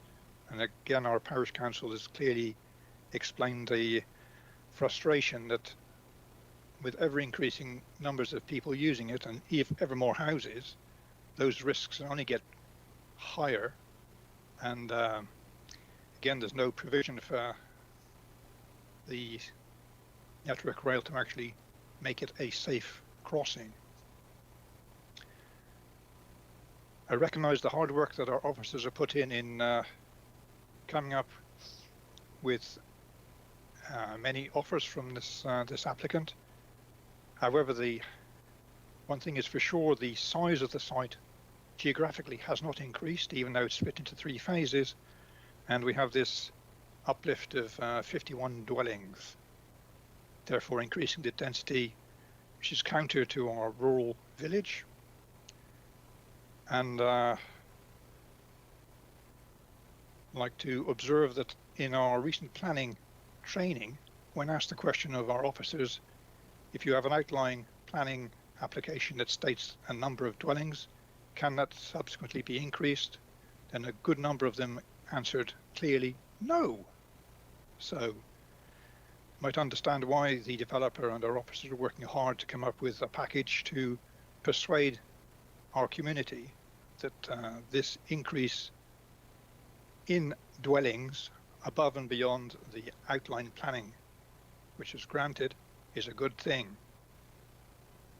The lack of involvement from our community in putting forward representation, I think, it confirms our community's lack of faith and belief in the planning process that they've experienced. This is no reflection on yourselves sitting there today, but a consequence of their long-standing experience. So I would like to confirm that I fully support what the parish council has just explained, and that I think we should refuse this application of an uplift in numbers. Thank you. Thank you. Do we have any questions of the ward member? No? And we've not had anything, just to confirm, we've not had anything from Councillor Bradbury. Thank you, Councillor Davis, for your contribution. Now, we have been going for a couple of hours, and we don't normally want to take a break at this sort of stage, because you're not allowed to talk about the case if you leave the room. But I think for the benefit of everybody, we just need a 5-minute comfort break. But please, members, do not talk about the application whilst you're out of the room. Thank you.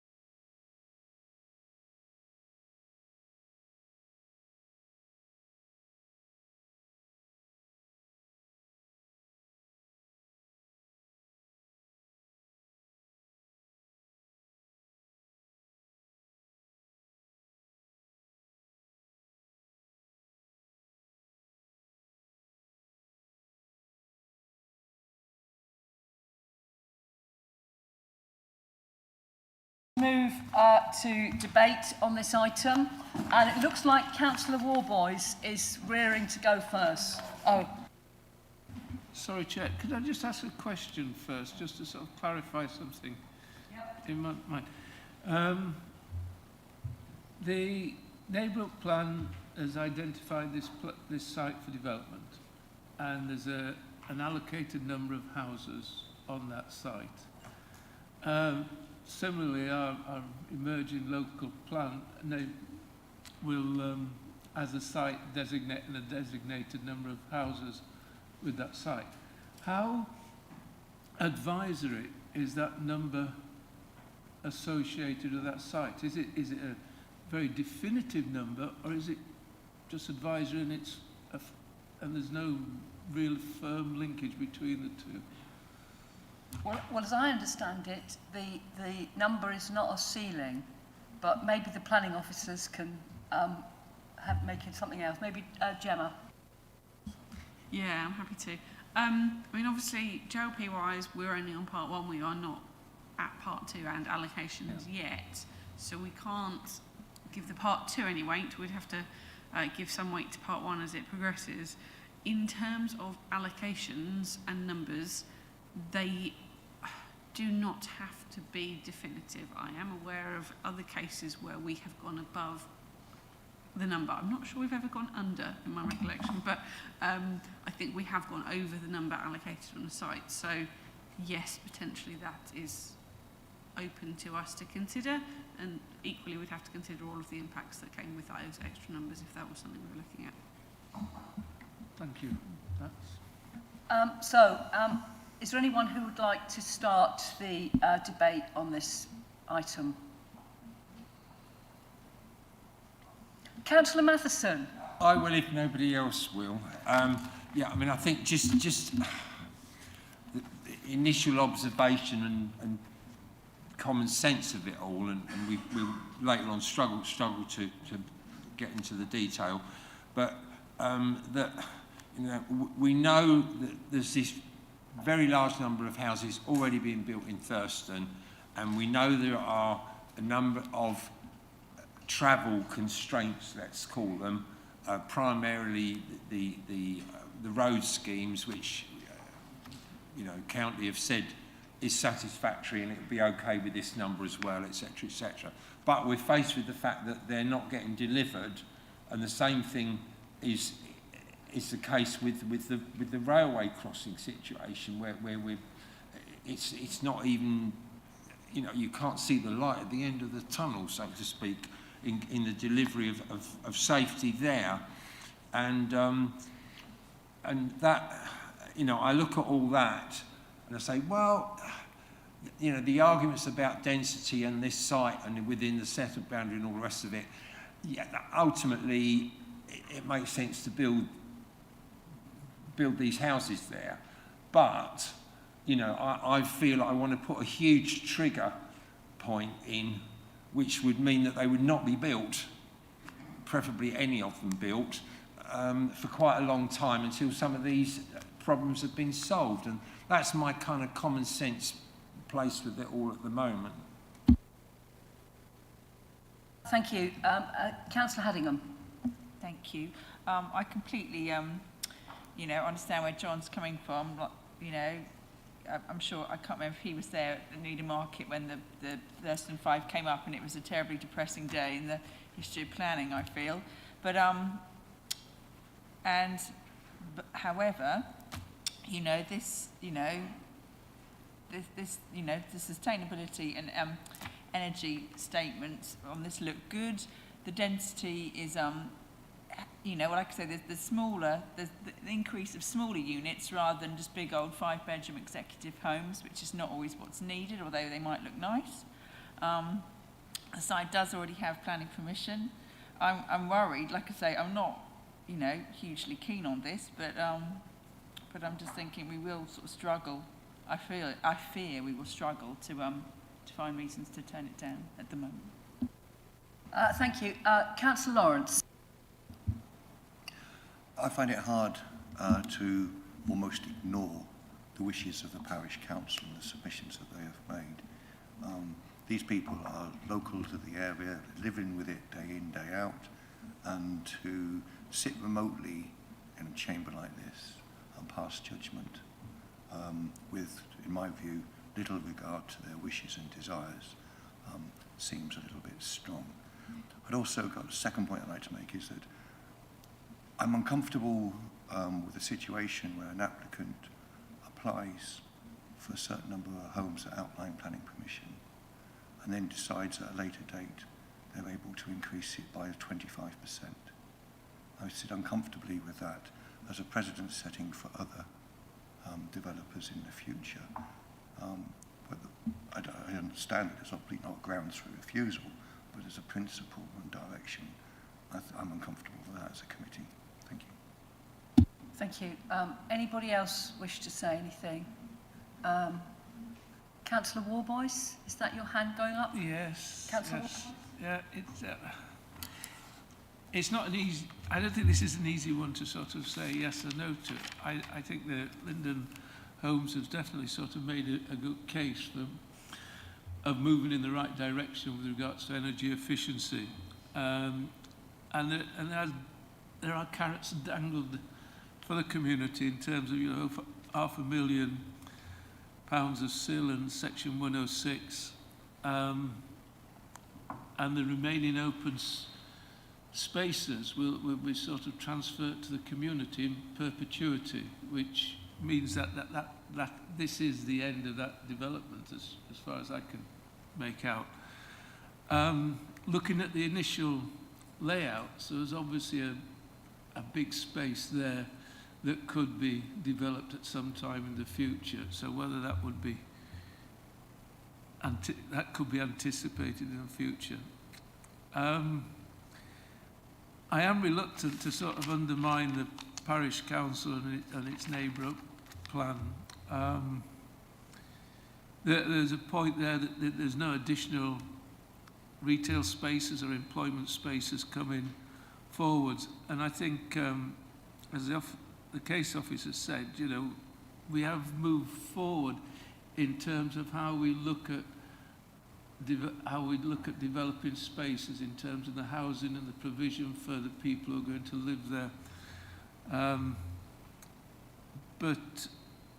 And that sets the sort of argument going in my head that should we look at previous development as setting the precedent in terms of how we look at a new development and whether it's sort of in keeping with the character of the villages itself. That being said, I'm finding it difficult to find sort of anything really very, very concrete that I can say this development should be refused. Thank you. I think, did you want to come back and say something? If I may, very quickly, I may have misunderstood you, Councillor Warboys, but the open space will not be transferred into the public domain. It will remain with Linden and managed through a management company. What I'm suggesting in the Section 106 agreement is that Linden commit themselves to keeping that as open space in perpetuity, which would then give the community the certainty that they couldn't come back with more development on that land. But it will remain in their ownership as it stands. But the 106 will safeguard that for future as open space. Yeah. Well, thank you for clarifying that. Yes, I think I sort of put it together wrongly. Councillor Penny? Yeah, just in regards to continuity of character, a personal opinion probably is that there are a lot of urban style developments being built in the countryside, and I understand the logic that it is continuity of character to keep on building the same style of development because some has existed before, but whether this is the right direction, whether we continue to have urban style building in the countryside, because that is what is there before and we're building on that, is that a good idea? not only this development, so it's a personal opinion, urban style homes in the countryside. It may be your opinion, but it may be shared by a lot of us as planners. And I think the answer might be to develop our own design guidance in terms of different sorts of character development in different locations. But I don't think I'm being political with a big or a small p, but with the drive to deliver large housing numbers, it almost demands that we get larger estates, and it's very hard to design a large estate to look like it should have been in the countryside, because, as you know, villages grew organically, piece by piece, not by 50, 100, 150, 200 in one go. I'm hoping that once we get the JLP Part 1 in, we might be able to turn some of our thinking towards design thinking and start to re-examine how we approach development in the rural area. But at the moment, we are where we are. I think there is probably a strong case to have a different approach in the countryside, where we're not having hundreds of houses, if that's going to be the way forward. It doesn't answer your question here and now, but it is something that outside of this forum we do need to have that debate. I think it may have been a sort of hypothetical question, because and we are where we are. We can't move this application forward. If no one else is raring to put their hands up, maybe I'll just say what I think. And I think it's a very difficult case, because much as we thought there were going to be 200 homes on this plot, and we didn't like that, and I do remember that fateful day in the council chamber in Needham Market, and I do remember how I voted on those applications, and I think it's wrong that all of that development is now 75% occupied, and we've still seen none of the highway improvements, and we've seen nothing at the railway station, which was my biggest concern as somebody who wants public transport to be as accessible as possible, and Network Rail are just an impossible body to deal with, and I don't know how we can expedite them to get on with things, but that certainly needs to be addressed. And here we are proposing an extra 61 houses on top of those Thurston 5, which all got permission on one day. But I think Linden have tried hard to give us a package which looks acceptable, because they've got these super duper energy performance. They're offering more than probably is required of them in terms of funding for even more highway stuff. But how do we know if it's ever going to get done? That is a problem. So I think it's a really hard decision to make. We are generating a higher density housing, but I'm not sure high density housing is bad per se, because as someone else has already mentioned, it means you get a higher proportion of smaller properties, and that's what we always want. We don't want a bunch of executive 4-bed homes with 3 bathrooms. We want some nice ordinary houses for people who can't afford executive homes. So, and this development is putting more of those smaller properties on the market. I think it's a shame that the bungalows, which are going to be disabled access, are all affordable. And I think we do need to consider making sure that we have disabled access on market homes as well as affordable homes. And I'm not sure if that can be dealt with now, because that's probably done and dusted. I think it's a really difficult decision to make, because we all hear what the parish council have said, and they put an awful lot of work into their neighbourhood plan. It was one of the first ones to be adopted. And they have suffered an awful lot of development already. But as other people have said, I'm not sure we've got enough of a good reason to say no. But hopefully the people who haven't yet spoken will say their opinion, and we can actually move forward with this decision. So I think Councillor Hardingham had got his hand. Yes, I would take note of the increased energy performance that this site offers, and I feel that it probably offers us an opportunity to push the standards of housing going forward in the district, and to look at pushing these energy standards onto future developments. And there's an opportunity there in that respect. It's a minor point, but if we were to grant permission, I would like to require the developer to include ducting to future-proof the houses for PV installation in the future. That wouldn't cost them very much. Thank you. Councillor Lawrence, did you want to come back? I would just like to say I take note of the improved insulation and air source heat pumps and everything else. But whether we accept or refuse this application today doesn't really matter. We can still insist on those on future developments anyway. So I don't think it's relevant to the decision of a yes or no today. My concern is that we've got a 10.8-year housing bank already. There's going to be no justified requirement as to why this should be increased by another 200 residents at this location. Thank you. Anybody else wish to speak? Councillor Matheson? Yeah, I think, Chair, that just the M4 2 and 3 situation, I did persuade the agent to agree that they would negotiate to provide those on the market sale bungalows as well. And I was hoping that if we do get to the point of approving this, that we'd be putting that as a condition. Mr. Pearce is nodding his head. I'm hoping that the area planning manager is making a note of all of these things we want to add. I've been making notes as well, actually. not good ones, but still. But I think coming back to what I said to begin with, I'm looking at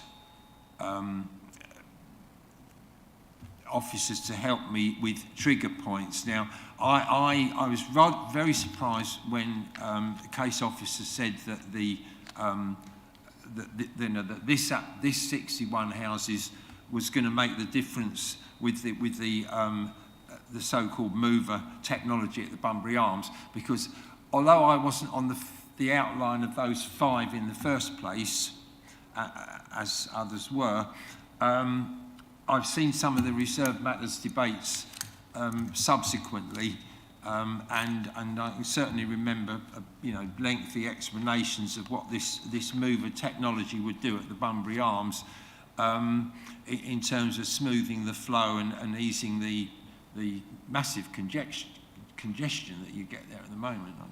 It's a fact. In my understanding is it doesn't need this 50,000 quid for it to be delivered. Therefore, we should be able to make that a requirement that the houses are not built, or this version of with the extra 61 included, is not built until that technology is installed and working at the Bunbury Arms. And officers can help me about that. Now, what's even more difficult is how you define what is a workable, practical trigger point with the station, because being well familiar with it, it is quite a tough problem, which will need some, epically large amounts of money to solve it, unfortunately, and. So to hold this back on the basis of until there is, satisfactory level access to both sides of the railway, etc., that's a very, very tall order. So I don't know how you feel about the first one, the Bunbury Arms situation. Vincent, if you'd like to contribute. Thank you. In terms of the mover technology, you're right. I can remember presenting how mover worked and what it would deliver, but that was associated with the Gladman application. It was. It's only the Gladman, and as we refuse that, if they aren't successful in appeal, we don't get that money for that technology. That wasn't included in the original scheme, so. Put your mic on. Sorry, what else have we already going to get at the Bunbury Arms in relation to all the stuff that has got permission and has been built? Bunbury Arms, you will get signalisation of each arm, the 4 arms.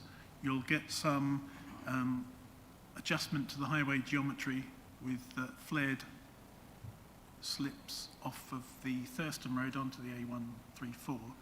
But the technology that would come with the traffic lights is simply it's pre-programmed. So it won't be able to adapt to changing traffic. Now, in terms of is there a suitable trigger, I think it would be reasonable for me to say that we couldn't actually trigger the 61 extra units or tie it to either delivery of mover or improvements to the station. The station works at the moment. It may not be entirely safe, but it is the station. It does work. You have approved nearly 1,000 dwellings on the basis that at some point we might be able to sort out the platform issue in Thurston. I am involved in the discussions with Network Rail. I know that work is ongoing. I know that we have had Network Rail in roundtable meetings. Previously it's been very difficult to get hold of them. We are now actively involved in those discussions. They have been led by Christine Thurlow, who's our infrastructure manager and has access to SEAL funding. But in terms of could we reasonably restrict this development on the basis of you want triggers tied to the station works, I would say that would be unreasonable and couldn't be achieved, because we'd probably have the dilemma of which 61 dwellings are the 61 that you're going to hold back. Is that reasonable? I don't think it is workable or reasonable in the sense of planning authority having to be reasonable in terms of its decision making. Yeah, thank you. I mean, I think I accept grudgingly the station, you know, the unreasonable, etc., etc., and it's slightly encouraging to hear that there is a discussion where, you know, that it's been so difficult, as the chair has said. So could we put the trigger, the Bunbury the physical works up to and including the traffic lights, etc., etc., etc., that is in place before these houses are built, and then they're going to go ahead and give us the 50,000. But to actually hold up until it gets done, and we've heard from Sam Harvey earlier that you know, that is some distance away still, quite a large distance away, probably in years rather than months. Can we do that? I would suggest not, because the Thurston 5, which includes the Linden site, have already paid the money they were required to pay to facilitate the Bunbury Arms improvements. It isn't the developers', let's say, fault that those works haven't happened. They paid their money in the full expectation that those works would be undertaken. I've spotted Councillor Warboy's arm go up, but can I just ask, you said that the mover technology was one of the contributions should the Gladman get approval. So if that we know that's going through appeal now, if that does get approval, is that 50,000 for the mover technology still in the bundle? And if Gladman does get approved and contributes their 50,000 for the mover technology, can we still have the 50,000 from Linden to do something else? I would argue yes. You could require that 50,000 to go towards those improvements themselves or other highway improvements within Thurston. And that could be written into the section 106? Into the 106, and that may provide you with a mechanism for at least getting something out of it in terms of trigger, if that helps the county move it forward because they've got the equivalent funding. But it can be done, and it could be done if that's the will of the committee. Thank you. Councillor Warboys. Yes, it's just sort of really a continuation of what was just mentioned. Can we set the bar a bit lower? And there's 2 tiger crossings which need to be completed as well. One which is associated with the Gladman development, and we heard in a previous meeting that that's been stalled because of a lack of funds and the costs are increasing. Could we sort of have at least the pedestrian crossings actually sort of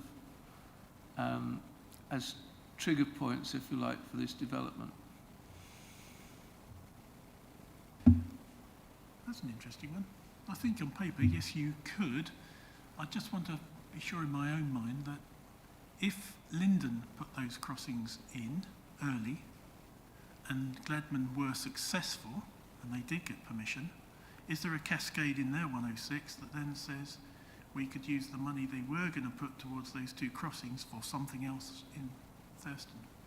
But So can I just ask, when something goes to appeal, and presumably, should it get permission, does the Section 106 agreement still get negotiated by our officers here, or does the inspectorate deal with that? the inspector was presented with the 106. So at the inquiry, that document formed part of the discussion. It has already been worked up. And were there any trigger points on Gladman, should they get approval to produce those tiger crossings in terms of occupation? I didn't deal with that, so I don't know. But I'm just thinking the backstop might be that the 106 requires Linden to put those crossings in as soon as we hear about, if we know that Gladman were not successful, Linden put them in early. If Gladman are successful, then that money goes towards something else in Thurston. So that way, let's say the decision comes out in the next 2 months, we will know which of those options to trigger. In which case, the 106 can pick that up. It'll take us. But if there's no trigger point on Gladman, they could build the whole of their development, and Linden might be half occupied, and we still haven't got tiger crossings. That's why I'm suggesting that the trigger is once we know what happens to the Gladman appeal. And if they lose, Linden then put them in ASAP. If Gladman win, we then use that equivalent money somewhere else in Thurston. So it might mean a delay of 2 months or so, but it might take us that long to negotiate the 106 because we haven't done that work in advance. Councillor Penny, I think, had his hand up next. Yes, I was just going to remind us that this is a two-part application. There's the full permission for 112 dwellings and 9 outline permission on the self-builds. I'm just wondering what the effect might be were we to, say, approve the 112 development, but refuse the outline planning on the 9 self-builds. How might that affect the development going forwards, and any attached conditions? Part of the, as I understand it, part of the outline that's already got the 200 includes some self-builds. So if that was the case, there's still outline permission for 9 self-builds, but maybe I'm wrong. It's an interesting option. I can see where you're coming from. Unfortunately, because those already exist in an earlier permission, I don't think we'd have any chance at appeal to be able to defend that. It would be a split decision, which is awkward. Gemma, did you want to come in about anything? I was merely contemplating the Gladman versus Linden order of things. My very slight concern was if Gladman failed to implement their consent, that would die without Linden having been made to implement them potentially. I think you could work around that with wording, and I think the percentage chances of somebody not delivering on a consent of that size would be slim to none. So I think I was just mentally going through the hoops of that one, just thinking of the alternative problems that we might encounter if we went that way. So I think we could work, yeah. Councillor Elkin. Thank you. I mean, like everyone else, I'm just really torn because, you know, we've been told that we're considering this on its merits. It doesn't matter whether we like it, but we have to look at it on its merits, and there's some benefits of being more dense. We're taking less land from other places, for example.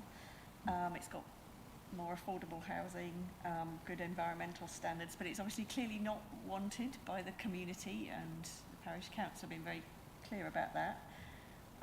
So I was just wondering, in terms of fairness, it would seem fair for the developer if they're asking essentially for more, to offer more to the community in terms of, I can't remember the gentleman who spoke mentioned that the parish council had greater ambitions than, you know, a notice board and a couple of dog bins in terms of what the site was offering to the community, and whether there are things that we can do with conditions or anything else to make sure that the community gets as much as possible of what they would like to see if Linden get more of what they would like on the site, whether that's play space or, you know, any other aspects that have been discussed.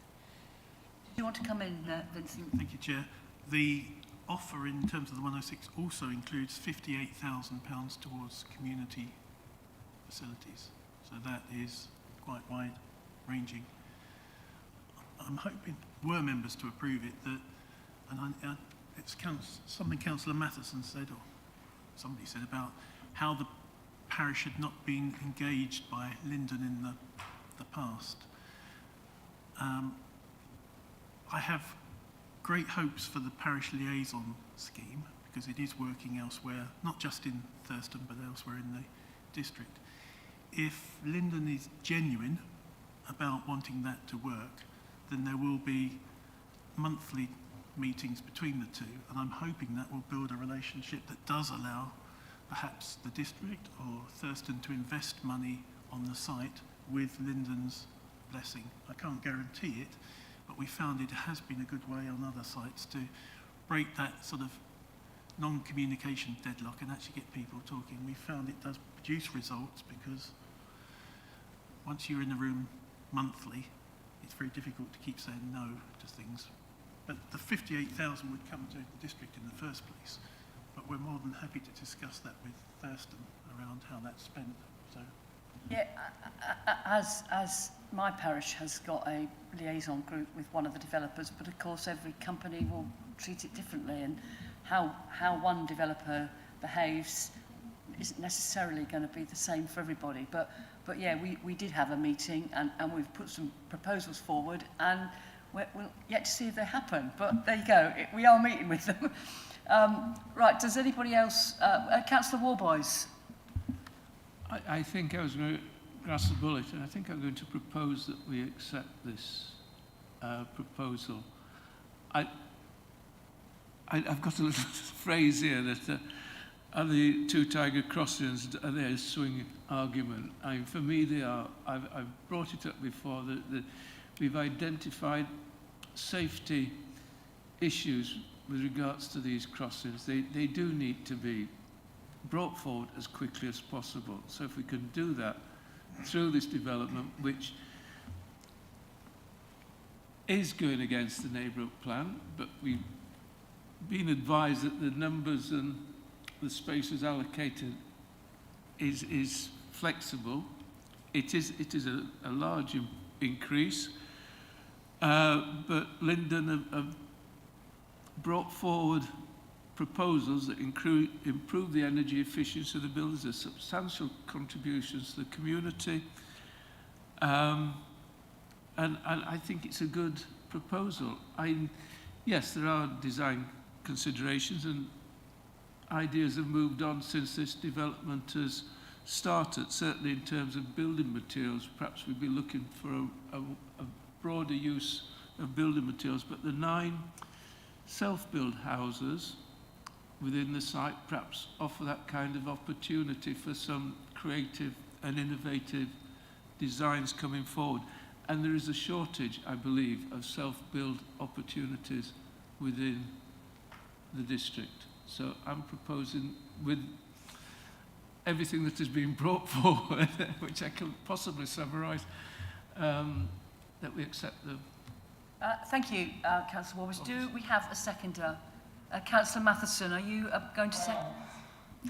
Yeah, I would second it, but I want to come back to the Bunbury Arms, and I mean, if you just step back a moment from this application, you know, the history of the fairly rapid development of houses in Mid Suffolk has raced ahead of the improvements to infrastructure, and that applies across the whole piece. And the, you know, just it's not only this, but you know, developers are paying over large sums of seal money on the pretext that health facilities are going to be improved, and that doesn't happen. And so I'm not, you know, I'm going to press back against the officers saying that you know, the Bunbury situation can't, you know, I can't have it as a condition that it must be physically provided, you know. But that's the point. We're not managing to physically provide the infrastructure. Development by development.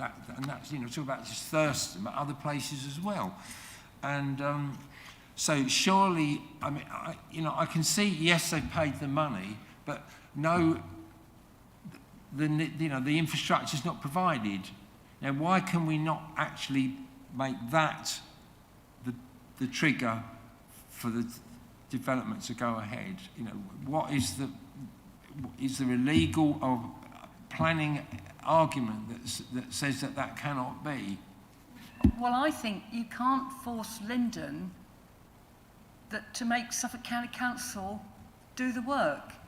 They're different companies. I mean, maybe I'm wrong, but that's how I see it. And it's exactly the same with the Network Rail stuff. Is you've got developments who are contributing money towards improvements that are meant to go to Network Rail, and Network Rail don't deliver. But you can't make the developer make somebody else do the work. But maybe I'm wrong. Maybe the planning officers might want to come. There might be not necessarily for this site, I'm afraid, Councillor Matheson, but going forward, Suffolk County Council has made it clear that they are less keen to have highway improvements via Section 106 agreements. What they now advocate are highway improvements through Section 278 of the Highway Act, because if it's under 278, they can require the developer to put it in. Under Section 106, they just get the money and they have to put it in.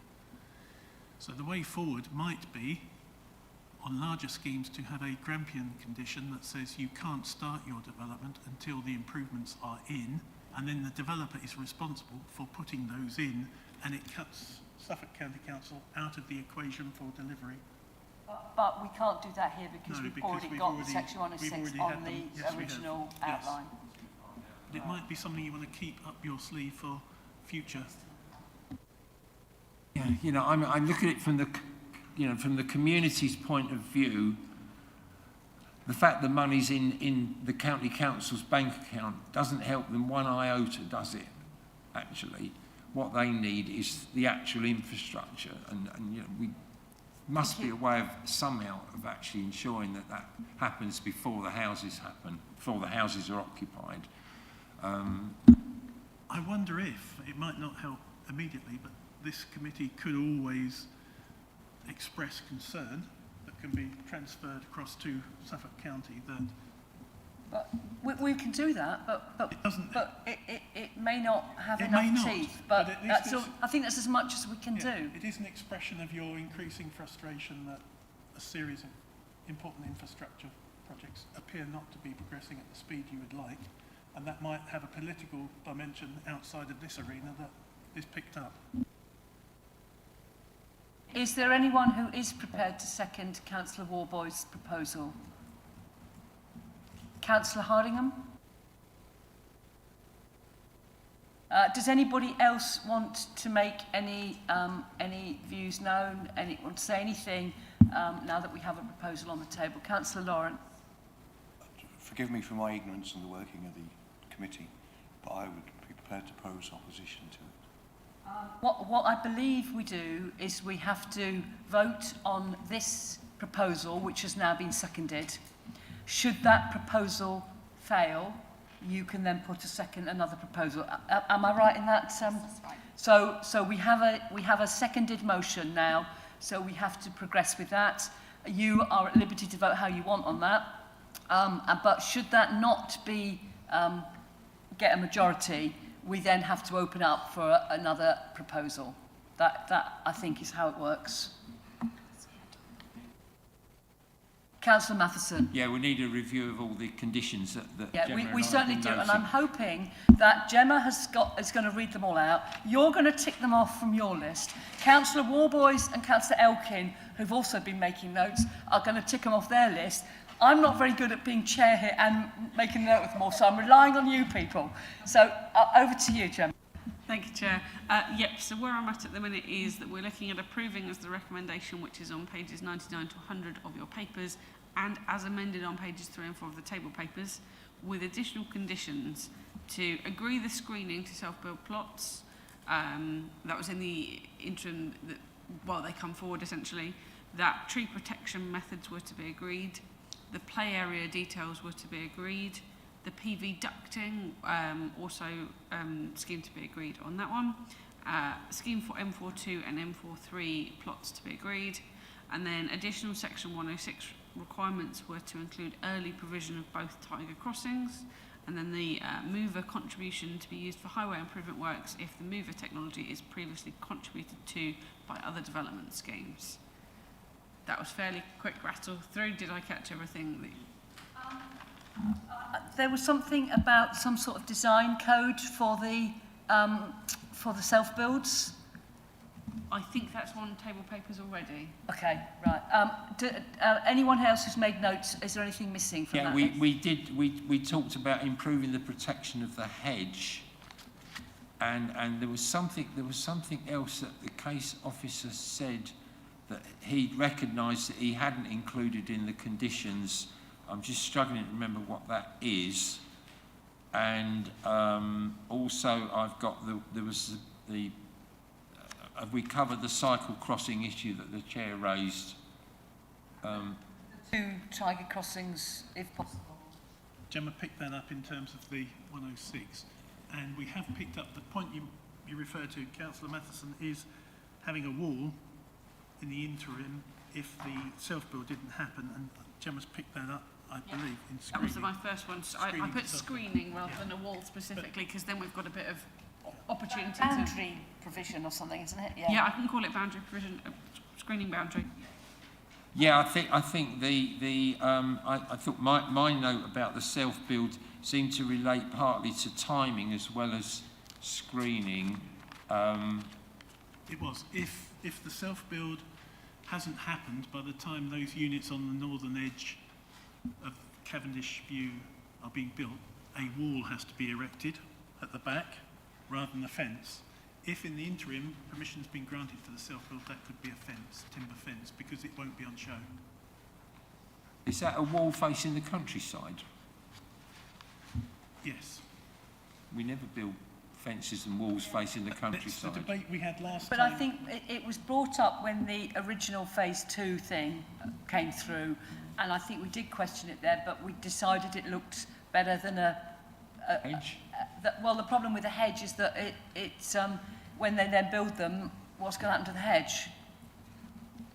I would have put agree screening so we could still take that conversation away at the appropriate moment to make sure that's agreed, and then if things change, we've got that option. Yeah, and the last one that I've got, it was I think spelling out in more detail that the sustainability features we're going to get the once over by an expert that Mr. Isbell was offering us Yeah, that is, again, that's on the late papers. So developer to agree with the council, a self-build site design and sustainability principle statement. So that would be the condition. And then going forward, now that we've got sustainability provision back in, that would be the case for any sustainability condition, that it would be reviewed by our consultees. Is that okay? Right. I think that's ticked off my list. Councillor Warboys, is there anything that hasn't been mentioned that you thought was going to be included in the conditions? Councillor Elkin, have you... I don't think so. There was just, it was just from my understanding that the statement that sort of the play area will be, I can't remember the phrase, but looked at. Does that include specifically provision for children with disabilities? I haven't said that explicitly, but I think Vince could probably take that as a condition. If you'd prefer it in the recommendation, I can do so. If it went in, yeah. And can we also have this informative, whatever we want to try, however strongly we can put it to the county about getting the works done? I mean, is that how it is? That what we do? Is all we have to put it in as an informative that we need to get the. It would be a separate letter to whether it's the chief executive or something. But what we could do with Gemma's approval is, if we draft something, perhaps you as the chair and the vice chair might just want to give it the once over to see that the tone is as you would wish it. So perhaps that's a minute rather than action sheet. If Okay. you're content with that, Chair. It goes on to your action plan or something. Yeah. Sorry, yeah, did we, with the play equipment point, I mean, I guess the point was clearly that we wanted one or two items of accessible, you know, there are specific and different pieces of equipment that children with, you know, mobility needs and difficulties can use. So we're saying that we would actually include, yes, because that's something that the Disability Forum has asked for, and they're meeting right now as well. Yep, so I can tweak that point. So I've suggested play area details, including provision for accessible play, to be agreed. So again, that will give it the scope. It will come back to us, to Vince, and we can agree it. So some of those teenager options, all of that can be revisited, but the accessible play is specifically stated there for you. Councillor Elkin, did you want to come back on that? Yeah, just again, it was, I know it was something that was mentioned and really wanted by the community, was provision for older children. So again, I don't know if it's reasonable to include that.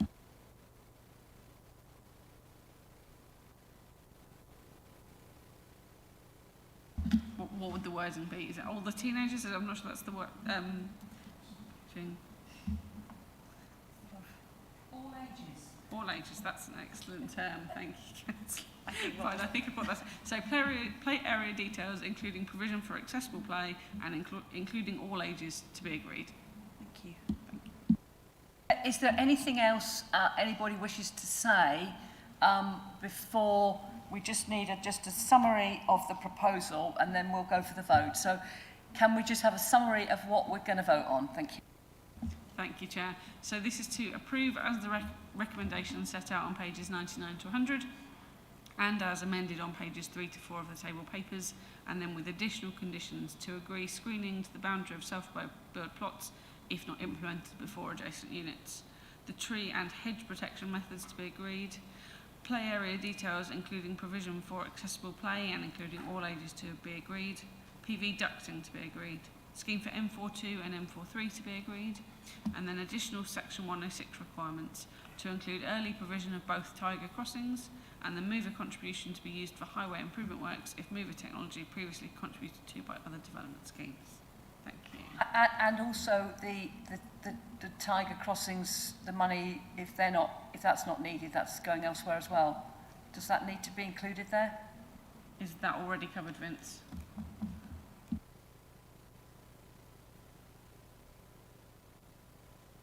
The committee okay. have directed.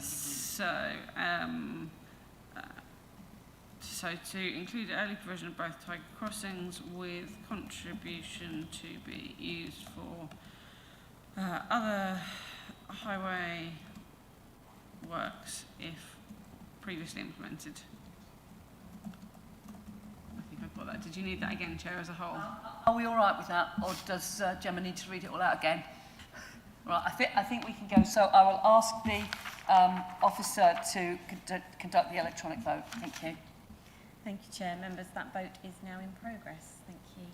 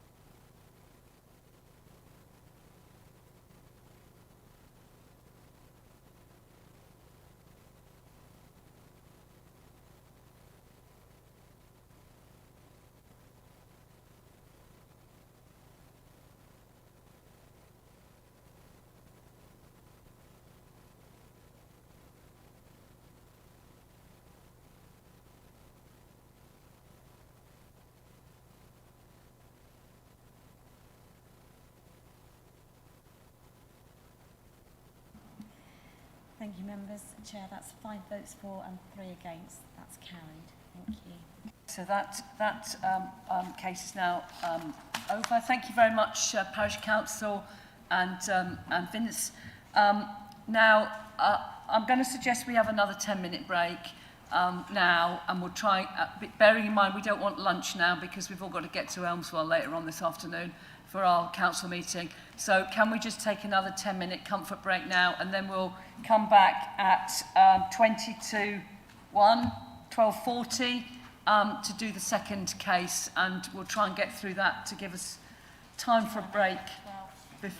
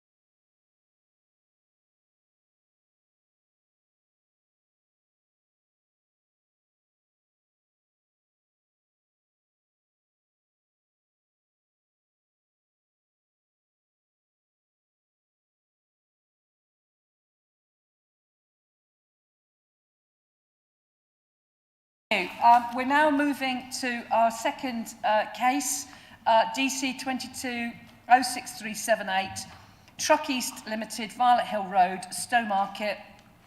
So I'll invite the case officer, Daniel Cameron, to introduce the application. Thank you. Thank you, Chair. Yes, we've got an outline application for the erection of up to 65 new dwellings, including the delivery of up to 22 affordable dwellings. So with this application, members, we're looking at items of principle, and we've also got details of access and highways improvements to consider, but details for appearance, layout, scale and landscaping would all form reserved matters.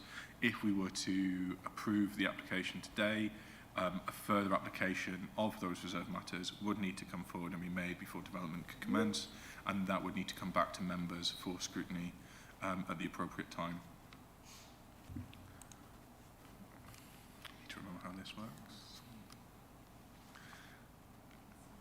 There we go. Okay, so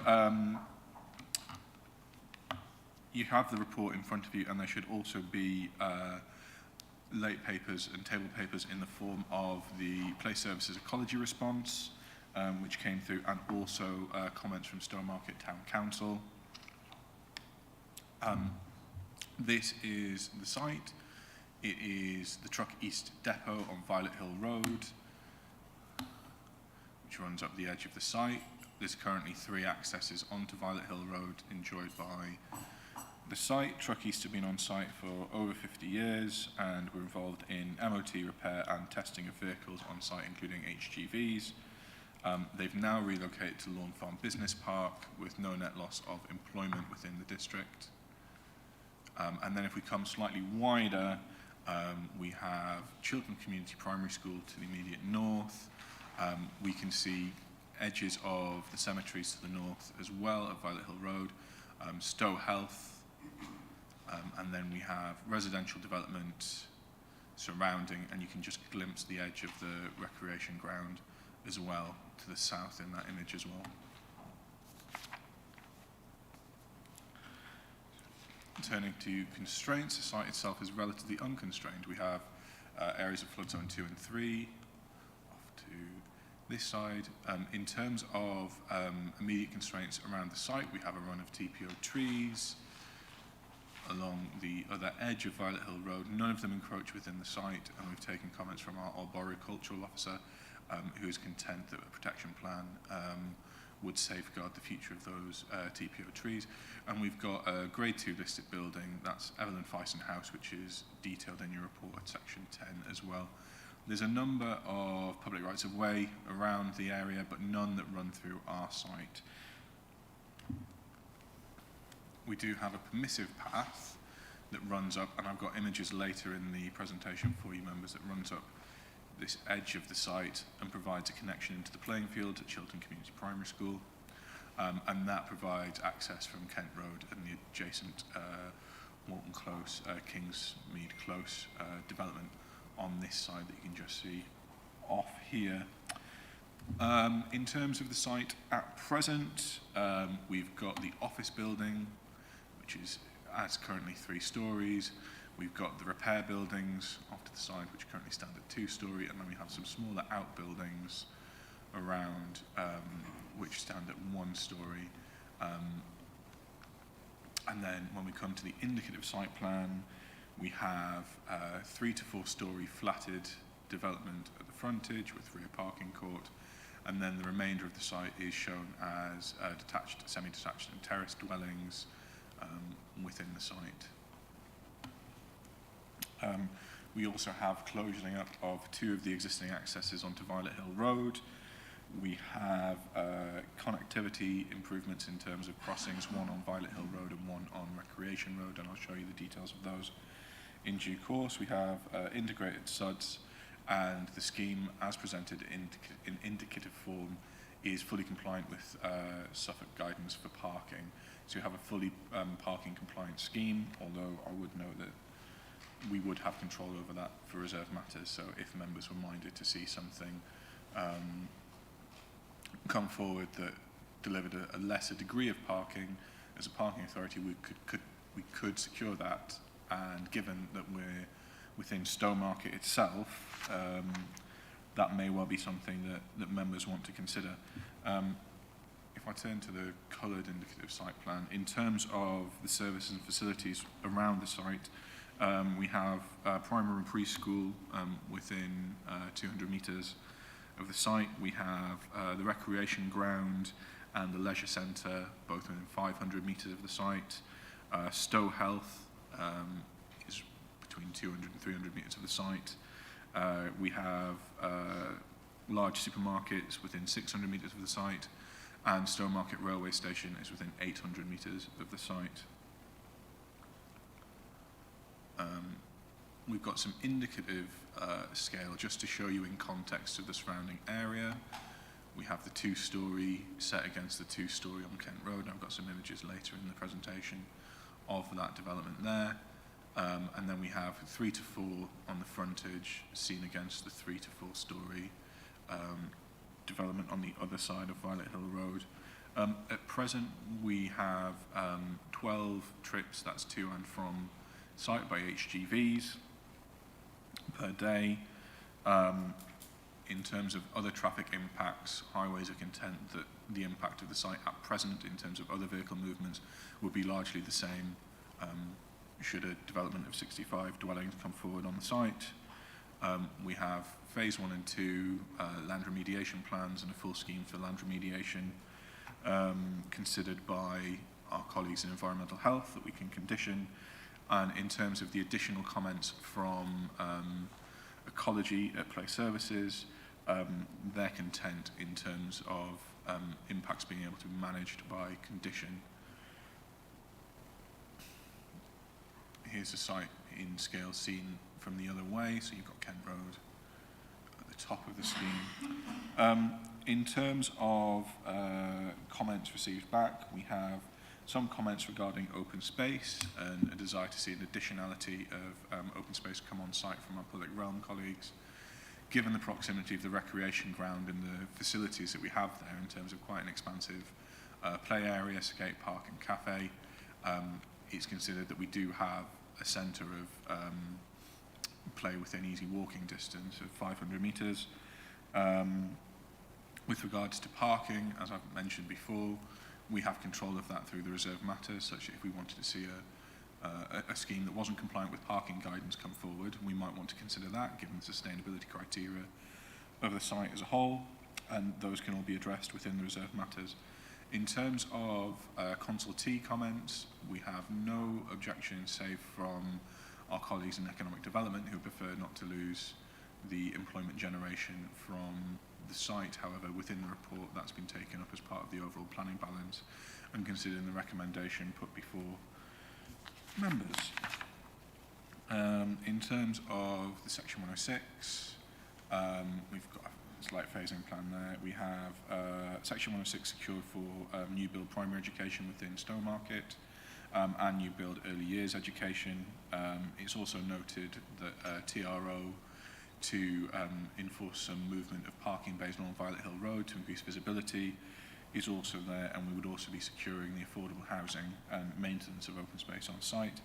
And with regards to SIL, we've already had comments come forward from partners at Suffolk County with regards to secondary education, sixth form education and libraries, and our infrastructure team would be circulating SIL receipts once received to colleagues in the NHS to see if any healthcare expansion is provided or is necessary as well.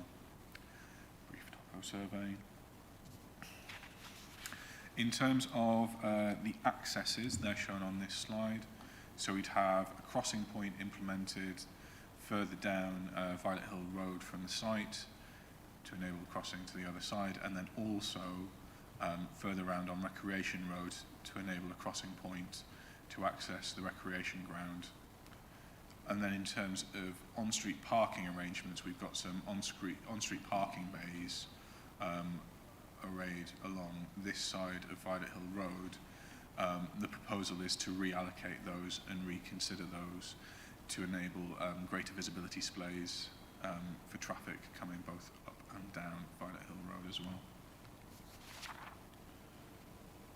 In terms of site photos, this is one of the accesses into Truck East, and you can see the single-storey outbuildings in the background. And then if we come slightly further up Violet Hill Road, you can see the 2-storey servicing buildings and the 3-storey offices. In terms of the views up Violet Hill Road, we have an existing business, which is a sandwich shop on the corner of Recreation Road and Violet Hill Road. That doesn't form part of the application, and it would be remaining on site were members to approve this application. Further up Violet Hill Road, you can see the verdant hedgerows on both sides, and then also you get a good impression of the trees that have been protected by TPO on the other side. And slightly further up, we've got the offices off to the left. And then again, those verdant trees coming up, and then just beyond this building, we get to the edge of the site, and these trees then on the school site. Let's just continue our way up, and you can just see the edge of the school buildings in the distance there. Sorry, slide.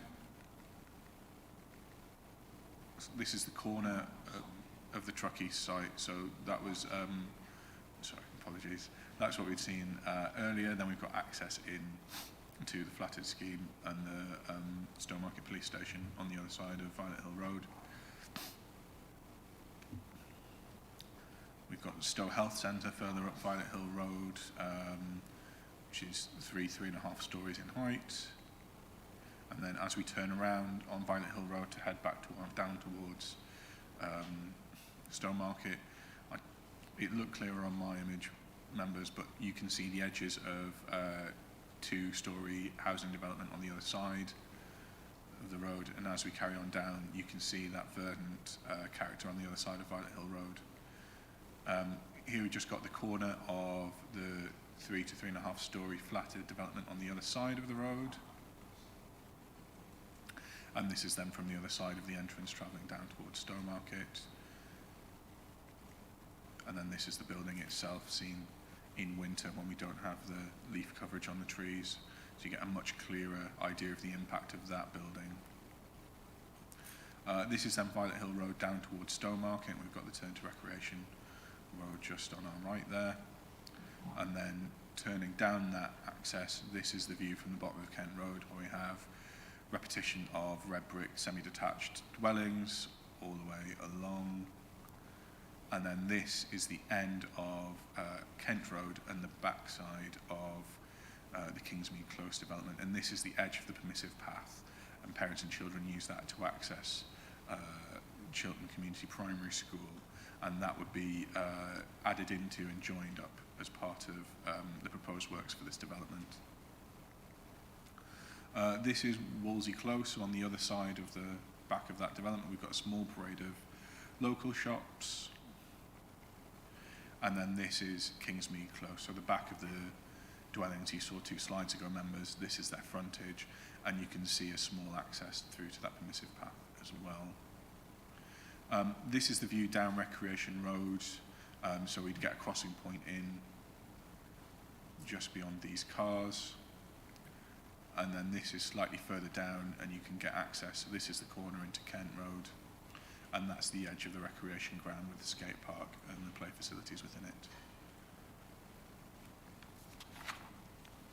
The recommendation before you, members, is for approval of the the outline pursuant to the reserve matters and the conditions listed in the report, added into the conditions suggested by Place Services on their tabled papers response. I'll hand over to members if there's any questions arising from the report or presentation. Thank you, Daniel. Do we have any questions of the officer?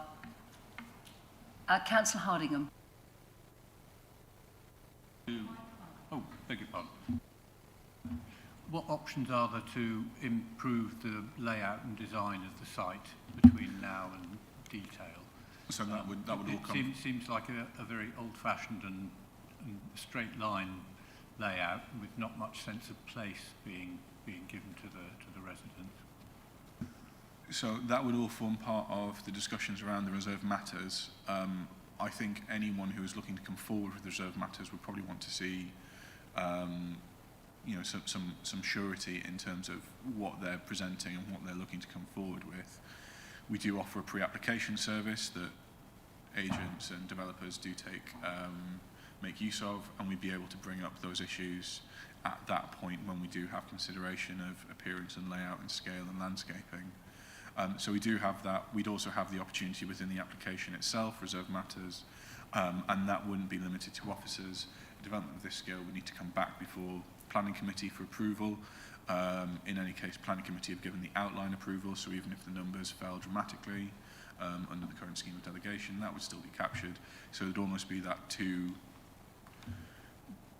opportunities, effectively, both for officers to give their view and then for members to consider and give their view prior to determination and prior to works commencing on site.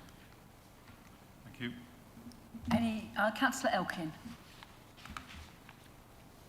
Thank you. Can I just ask a little bit more about the impact on traffic and road access? I think you said that there were currently, or there have been 12 HGV movements, and everyone's happy that that would be reduced. But I did notice there are 140 parking spaces. So there's obviously going to be a lot of cars on site if it comes forward as conceived at the moment. I mean, I know cars are a lot easier to deal with than big HGVs on small roads, but yeah, I just wondered if you could say a little bit more about what the likely problems and impacts would be of quite a big jump in smaller cars. Yes, thank you. Yeah, so in terms of HGV movement, outside of the development phase, if we were to get that far, we would see the HGV movements to and from the site reduce. In terms of controlling those within the development phase, we'd normally be seeking a construction method statement. As part of that, we'd want to know routing for HGV movements. We may want to know hours of delivery, so we can keep those outside of peak hours. Quite often, we might look to secure communication on those as well, just so that they're more visible.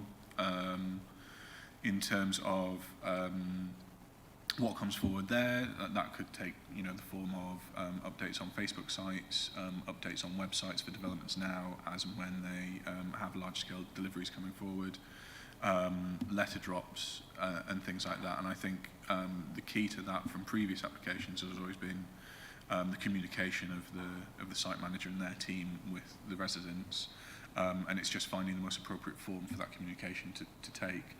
In terms of the indicative scheme, it's indicative, so that might not be what comes forward. We do have delivery of a policy compliant parking scheme on site. So if we were looking at another town or village, it might be that actually if it doesn't have the level of services within easy walking distance, that we might be looking at this and thinking, actually, we want to see delivery of that parking to that level, and we want to see it done in a way that minimises impact on frontages and car-dominated development. So I think in that instance, we'd be looking at a design-based solution. But I think at the same time, Stowmarket, as set out in our settlement hierarchy, is at the very pinnacle, and that is reflective of the fact that there are so many services and facilities within walking distance. And I think, as the parking authority, if members wanted to take a view at reserve matters, that actually what might drive behavioural change in terms of changing people's primary mode of transport, if you don't deliver a level of parking that would allow sort of 2 or more cars per dwelling, then do you drive that anyway by reducing the level of parking? In terms of the parking provided on site at present, highways have been consulted as to whether that would be an intensification. They're happy that at the moment the level of traffic impact would be the same, excluding the HGVs. So we'd remove the HGVs as a result, and that's a benefit for that area. But in terms of smaller vehicles, the impact would be largely the same. Truckies don't only deal with HGVs, they also do servicing for cars and smaller vehicles as well, and they've had parking on site for staff for I think 50 to 60 full-time employees. So there's always been traffic, smaller vehicle traffic to and from the site, and highways are content that the road network could cope with maintaining that. But as the local planning authority, we might want to consider whether or not we want to see that modal shift, and what things we might consider from a planning perspective would encourage that, and we could have control of that at reserve matter stage. Thank you. I do have some questions of my own, but I'll let Councillor Matheson go next, and then I'll ask my own question. Yeah, I mean, firstly, just a comment on what you said about, in that answer, about the, you know, driving reduced vehicle movements by, by making less parking provision.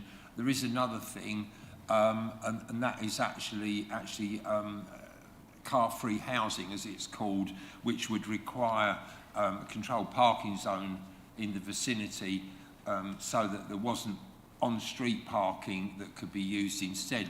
Now we did, a long time ago, I managed to keep into the Stowmarket Area Action Plan. There is a I think this might be more on debate, actually. Well, I know it relates, but can you just hold it and mention it in the debate, because it's questions now. Okay, so that's the question I particularly want to ask was that in such exchanges as you've had so far with place services, I mean this submission is just about bats essentially. Is that really, that's just related to the demolition? So I wondered if they'd recognised the opportunity of biodiversity corridor to get to the cemetery. I see that you've got that permissive path, and I just wondered whether they'd recognised that opportunity, and if they haven't, perhaps you can nudge them on the reserved matters level. No, so we do have suggested conditions from Matthew King that talk about making sure we've got our VAT licence in place for demolition, and we'd also be looking to secure a construction management plan that looks to put ecology concerns at the heart of that as well. So that would be 2 documents. We do also have conditions to secure wildlife sensitive lighting schemes within the site, so that's something that could come forward. And they've also noted the need for a biodiversity enhancement scheme within the site, and they'd like to see that concurrent with reserved matters, so we'd have clarity on that. We do have buildings that potentially might come forward at height, so we might look to secure nesting for birds that require that vertical drop for takeoff. But yes, we also have comments from them as well about a biodiversity net gain statement as well. So we need to secure that by condition and have that concurrent with reserved matters as well, based on their submission. We need to do at this stage, that's all. Thank you. If I'd just like to ask my questions. I notice in the conditions there's something about EV charging points as one of the conditions to be agreed. Are we asking this developer to provide EV charging for every dwelling? That's my first question. The crossing points on the roads, can we just confirm, are they just going to be drop curbs, or is there actually going to be any other street furniture? And is the pedestrian access to link up with the permissive path, is that included as part of the access arrangements which are part of this outline application? Those are my first 3. I might have some more afterwards. So hang on, let's tackle them in reverse, because that's the order I remember them in. So in terms of securing the permissive path, we would want to see that brought forward. I don't see any reason why we couldn't secure that by condition and get that brought forward. You know, a very sort of targeted landscaping scheme at that point would seem to be make sense. In terms of the crossing points, my understanding is that's drop curb, flush with the roadside, and then the bobbly pavement, which I need to learn the proper name for.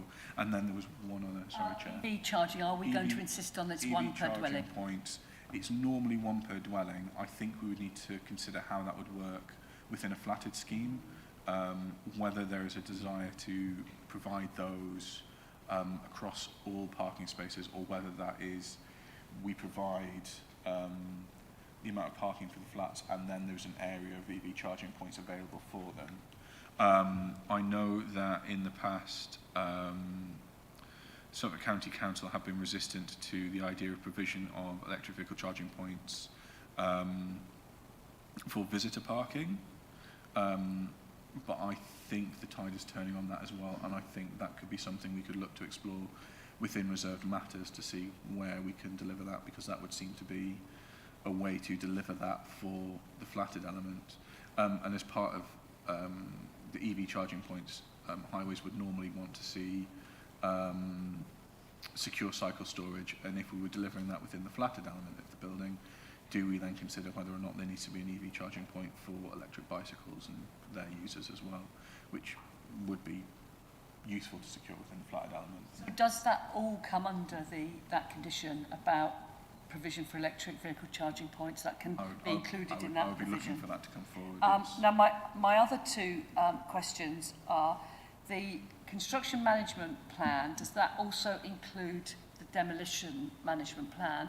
And is there anything restricting the amount of material that's removed from the site? Are we expecting them to reuse material to mean that it doesn't have to get transported off the site and then a load of more material to come back on? And the other question I've got is about the the Town Council have pointed out in item 8 on the late papers that the percentage of affordables isn't policy compliant. So just wanted to comment on that. And do we have any restriction on the market housing mix? No, that's all right. So in terms of, I've separated out the scheme of demolition from the scheme of construction, because I think probably we'd want to secure demolition of the buildings on site prior to construction, and I think it would be useful to secure that separately. That's not to say they couldn't come forward concurrently if that's how, but I feel separating them out in condition would work. In terms of material leaving the site, I think that depends on the remediation strategy. So we have that to be agreed. I know that some of the buildings look a bit fibrous cementy, and sometimes that is fibrous cement and that's all it is. Sometimes it's asbestos. So where we have material that has to leave the site, I think we can secure that, and we'd secure that. You know, part of the scheme of demolition would be, what are you doing with anything that does need to leave the site, and how is that being treated and handled? In terms of bringing on new material, there is allowance for bringing on a certain amount of material, but anything over that needs approval from the Environment Agency. But normally, I don't think that would be the case here. But if it was the case, we could certainly look to see at reserve matters level if we need to have, make sure that they have the Environment Agency approval, we could condition side of that. With regards to the affordable housing, the Strategic Housing Officer notes as well that I think we are 0.9% off having 35%. And I think partly this comes down to how Mid Suffolk's affordable housing delivery policy was worded in the 2008 core strategy and its focused review. And effectively how affordable housing was to be delivered within those documents was, we wanted up to a maximum of 35%. But if we were looking at the calculation and it worked out that you also need to deliver 0.4 of a house, we would round that off, and we would get we would round down to the nearest whole dwelling effectively.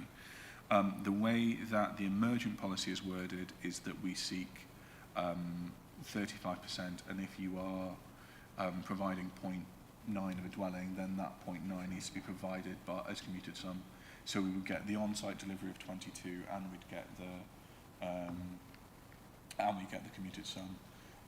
At present, it's effectively a race between, if we were to go forward, how quickly can the Section 106 be drafted, and what adopted plan is it coming forward under, because that might just necessitate a small change in the affordable housing clauses of the Section 106 to secure that additional commuted sum, which we could then take for delivery of affordable housing within the district. And Do we have any handle on the market housing mix at outline stage? So that would be to come in and be agreed as part of the reserved matters. We have up to 65 dwellings on site. That sets our ceiling. That could change downwards, but it couldn't change upwards without a fresh application. We have no indication of how many bedrooms we can't specify that they're all 1 and 2 bedrooms or anything. We have an indicative mix at present. We don't have a policy that would require a specific mix to come forward and be agreed, but we would have control over that when we come to details of reserved matters. So can we ask for the reserved matters to be in whatever the, whatever the wording is, to be similar to, not much different from the indicative mix? I think we could do. We might want to allow flexibility, because I know dealing with another site in they do have a mixed policy in their neighbourhood plan, but actually that's now 5 years old, and they're looking at actually reviewing their housing need numbers. And based on their review of housing need numbers, they might want to change their indicative mix policy. We could say broadly, we could agree a scheme of tenure and mix to be agreed as part of the reserved matters. Does anyone else have any questions of the officer? Right, so I now invite the public speakers to address the committee.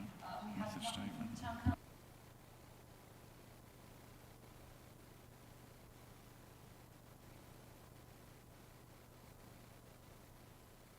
For the applicant, thank you. Good afternoon, thank you, Chair. Good afternoon, members. My name is Jamie Martin-Edwards. I'm a senior planner at James Bailey Planning. I'm joined today by James Bailey, along with John Biggin, who is the site owner and executive chairman of Truck East Limited. Between us, we should be able to answer any questions that you may have on this outline application at Violet Hill Road, Stowmarket. The site is centrally located within the settlement boundary of Stowmarket Town and is well related to existing residential development, schools, shops, Stow Health and a large recreational park. The site is used by Truck East, which is a well-established business for the servicing, repair and MOT testing of HGV vehicles, and they've been on site since the early 1970s. Truck East are currently in the final stages of relocating to a purpose-built site at Lawn Park Business Centre, just off the A14, which was approved in the summer of 2021. This relocation will provide a much better opportunity for the business to continue to grow and expand. Importantly, it has meant that there is no net loss of employment land as a result of this residential application. The current site at Violet Hill Road is unrestricted and can lawfully have unlimited amount of HGVs that can enter and exit the site. Violet Hill Road supports a health facility, primary school and other residential uses, and the removal of the HGV vehicle movements along this road can only be seen as a benefit for the existing and future residents of Stowmarket. In addition, the site has 3 existing separate accesses. The proposal will reduce this down to a single point of access, ensuring the most effective use of brownfield land is achieved. The site's incredibly sustainable location has even prompted SCC Highways to suggest that a reduction of 16% in parking capacity on the site would be acceptable, as future occupants would be less reliant on the private motor vehicle to access services and facilities. However, to confirm, the indicative plan shown before you today is fully policy compliant scheme for parking. The application is for outline permission, including access, and then will deliver up to 65 dwellings, including up to 22 affordable units. The indicative layout shows that the proposal can achieve through a diverse mix of dwelling types, including detached, semi-detached, terrace, ground floor accommodation and apartments. The proposal is accompanied with a parameters plan that will provide members with certainty of the areas of development and the maximum storey heights that can come forward at reserve matters stage. The site is within 250 metres of the entrance of a recreational ground that includes a host of facilities for public enjoyment. The proposal includes tactile pavement improvements to a crossing on Recreation Road to make this very short journey even more accessible. The scheme before you this morning has been developed through extensive discussions with your officers, Suffolk County Council Highways, local lead flood authority, and there are no objections from any statutory consultees. I therefore respectfully request members endorse their officer's recommendation today and approve this application. Thank you for your time, and we can answer any questions that you may have. Thank you, Chair. Thank you. So do we have any questions of the agent or the applicant? Councillor Penny? Yeah, why not ask at this stage, should you get outline planning permission, will you be giving any consideration to energy efficiency measures such as solar panels and air source heat pumps, etc., when the full application comes through? Thank you very much for the question. We are more than happy to have a condition on the application, which means that we would have to provide an energy sustainability report as part of any reserve matters application, and happy for that to be concurrent with that reserve matters application. I think, to be clear, John Biggin, who's with me today, who currently owns the site, has no intention of developing the site itself. What we've done here is we've relocated the business. We're now looking to put the residential use back onto the site, and then a new developer will come in. We're not looking to develop the site. That's why we've tried to ensure that there's a degree of flexibility in terms of the outline application. The parameters plan, though, has given you some certainty about what that reserve matters is going to look like in terms of heights and where locations of houses will be. So in terms of sustainability credentials, I think it's very important that a reserve matters application is backed fully with evidence that shows exactly what's going to be provided, and that's an uplift in building control regs we expect to see in the condition. Thank you. Thank you. Any further questions? No. So I will now... sorry, Councillor. Just quickly, I sort of noticed that you said that there's been no overall loss of employment, which is great because it's moving elsewhere. But just in terms of the sort of history of the use of the site, obviously not for today, but for the future, has any consideration been given to creating employment opportunities on the site through, for example, a little bit of mixed use, workshop space, which can be very successful in sort of inner city residential areas? That's great. Thank you very much for that question. The site currently is marketing. You can find it now on the internet it's up for sale. There has been, and I'm sure John may be able to say in a bit more detail, there has been some commercial interest in the site. Agreeing an outline application today does not mean that it will come forward as residential in the future. Someone could buy it for commercial site, and indeed, of course, an HGV operator could come on the site and have an uncontrolled planning use on there lawfully in its current use of the site. So commercial definitely is not discounted completely. It really depends on what the market determines, and of course HGV movements is quite difficult in that area, so it would be unlikely that would come forward, but it could continue. I was thinking more of a small-scale live-work sort of, craft kind of, workshop spaces, which there's often quite a bit of unmet demand for, rather than something that was going to need lots of HGVs. But no, I appreciate that, and if someone come forward during the marketing campaign, because it is up for commercial and residential uses at the moment, and that's what they wanted to pursue, that would come under a separate application. Thank you. Thank you. Can I just move on from that? Should they get outline permission for this type of residential use? Is there anything that precludes them putting whatever they're called live-work units on, or would that require a different application? I think that might require a slightly different application, but as Jamie says, approval of this application, we'd have the reserve matters coming forward, but that doesn't mean to say that that's what the next owner of the site wants to deliver. If they wanted to continue to operate as Truckeast are now, then that would be entirely lawful. If they wanted to bring forward a reserve matters for a residential scheme, that would be within the scope of the outline permission that we might want to consider approval of today. If they wanted to come back with something completely different, we would invite a new application and consider it on its merits as and when that comes forward. Right, so without any further questions, we now need to get in touch with Councillor Terence Carter, who's going to be on our Teams link. Are we able to... there we are. We can see Terence. Hope you can hear us and you can see us. So over to you. Thank you. I can hear you, and I hope you can hear me. Brilliant. Given that Truckeast, the Truckeast site is currently already located in a largely residential area, and that building on a brownfield site is greatly preferred over a green or arable land, I do want to say I do rather prefer residential usage of this development, rather a possible industrial or another HGV one. I welcome the increase of drop curbs.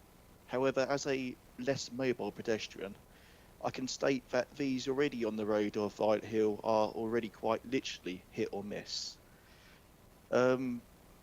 Naturally, I would like to strengthen the green credentials of this and any future developments, those being the installation, heat pumps, solar and EV charging and the like.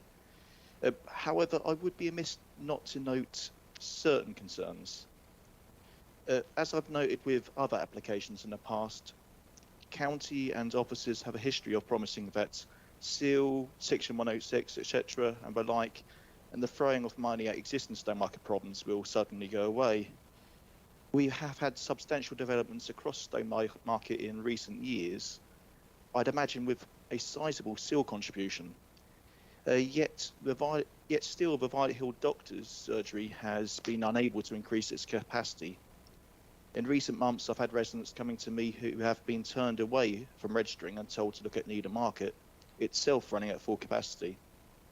Stowmarket schools are already fully or oversubscribed, and again, Stowmarket does not currently have a dentist surgery, which is currently offering places for adult NHS patients. Regarding this particular development, Violet Hill Road itself is already a source of frustration for residents and motorists alike. Narrow pathways and pavement parking can cause obstructions both for drivers and for make it impassable for pedestrians with prams or with walking aids such as wheelchairs or mobility scooters. The impact on building of the development and further the impact when residents move into their properties and increased traffic flow can be seen as slightly mitigated by withdrawal of HGVs and other vehicles entering the site. Yet there remains the possible obstruction to parking for businesses neighbouring Truck East should the visibility need adjusting and could lead to increased pavement parking. And I'd note that Trudy's, the local business, was referred to as a sandwich shop. It is in fact a local restaurant and a well-used service station, which is currently used by both the police, by drivers, and that parking that currently is used. You'll find people parking there at all hours when it is open. So it does concern me where the parking will go to if that should be removed. I'd encourage as well liaising with Trudy herself regards to development to see of mitigating this. The developer must be aware as well regarding how the frequent water build-up pours from a Truck East site onto the roads and over a pavement, specifically in front of a Truck East current entranceway, and again lower towards the doctor's surgery. The water can reach up to my ankles, and that's when I'm driving on my mobility scooter. And if I'm honest, I've had to be rescued more than once having flooded the motor going by that stretch of road. So the provision of SUDs must be of a standard that can handle that level of runoff. The development is currently... Could you just wait a minute, Terence, because we've got...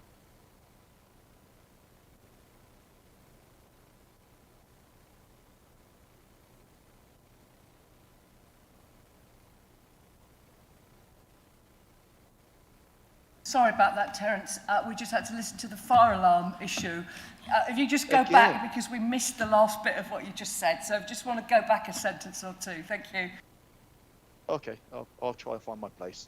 And I'm sorry for mumbling as well, trying to read this through. I was just covering regarding the water runoff from the site and how it's flooded my mobility scooter engine, motor a number of times and having to be rescued due to water runoff. So we would definitely need the SUD provision to be capable to actually handle that amount of water from the area. You've already covered regarding that with the below the threshold affordable homes, so I don't need to state that. But I would say about it doesn't currently offer any bungalows, which was brought up when the disability form was consulted. These are in great demand and sorely underrepresented across Mid Suffolk, especially in terms of affordable and social housing. And you've covered as well the social and affordable homes being condensed in one part of the site, and I'd welcome a more inclusive and integrated layout, and not one that seems isolating or singled out. In order to fully support this development,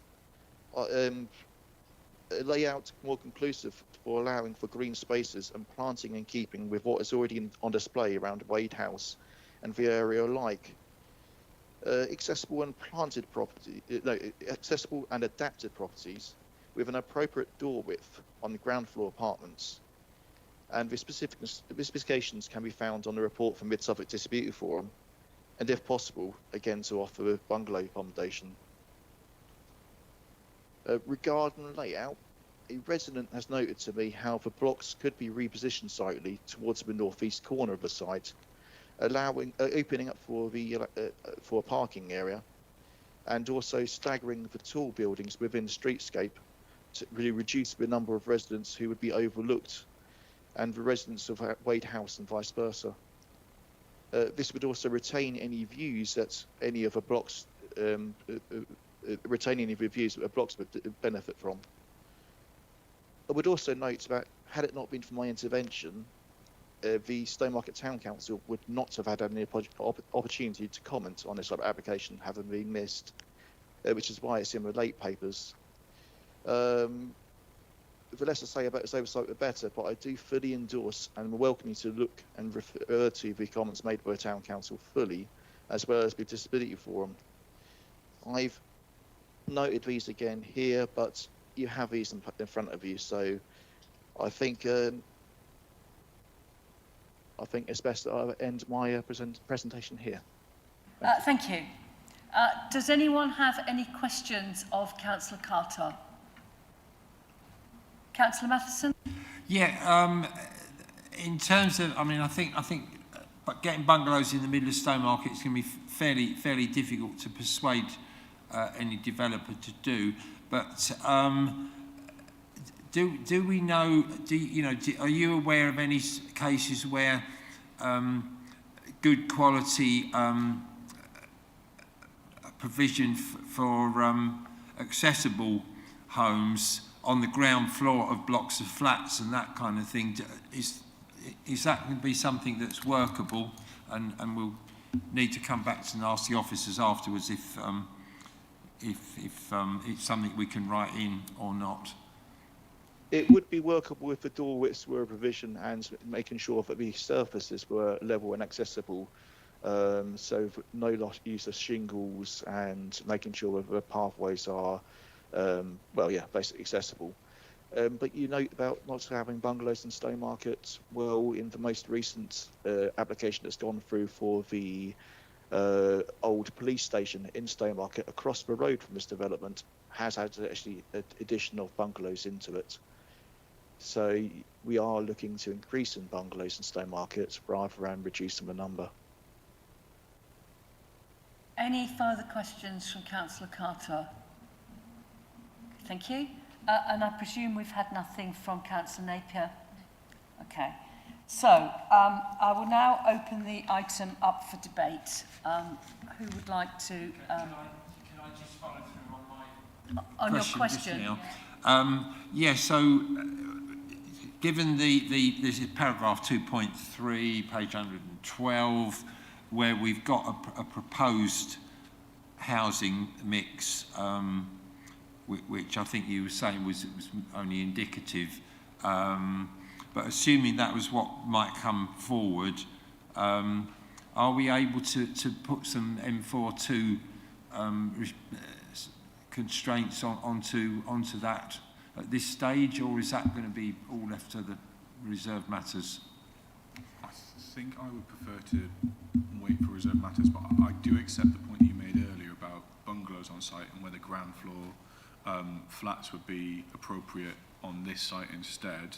And I think there would be interest from our strategic housing team in terms of their delivery. And yeah, I agree, provided they can be made Part M compliant, then I think that would be what we're looking to try and achieve. And I would note that our strategic housing colleagues quite often look for all of anything that's single story, whether that's flats or bungalows that comes forward.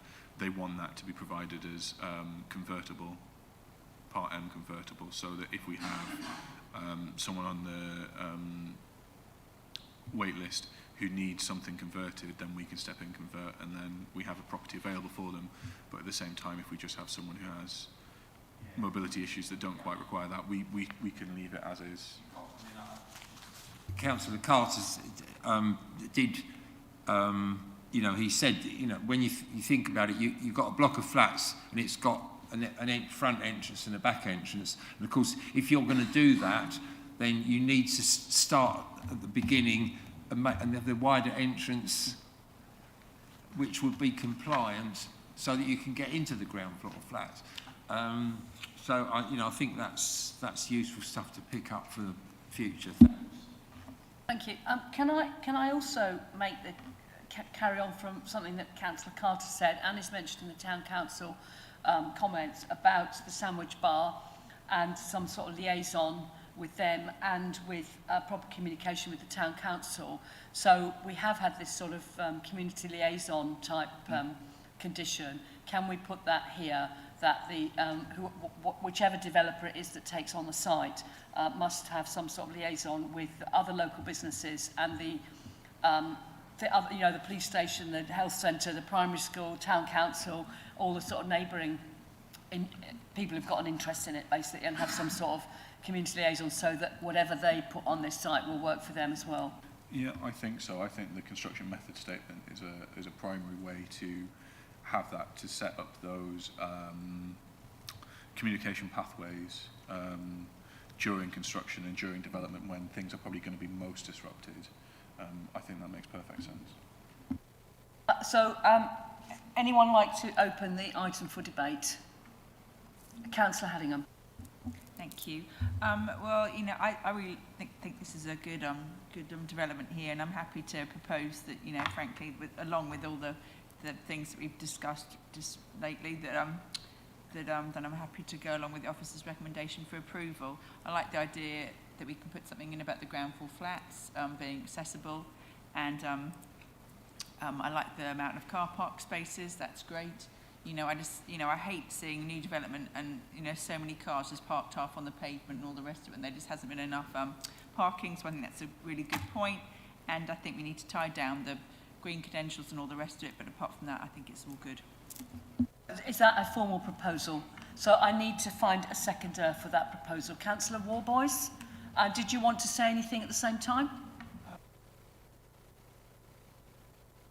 I'm happy to second it. It's appropriate use of a brownfield site. I think we've covered all the points that the Town Council have brought forward, in particular liaison with local businesses. So I'm happy to second it. And Councillor Lawrence, did you put your hand up? Was it Councillor Hardingham? I thought I saw another hand pop up over there. Anybody else want to say anything?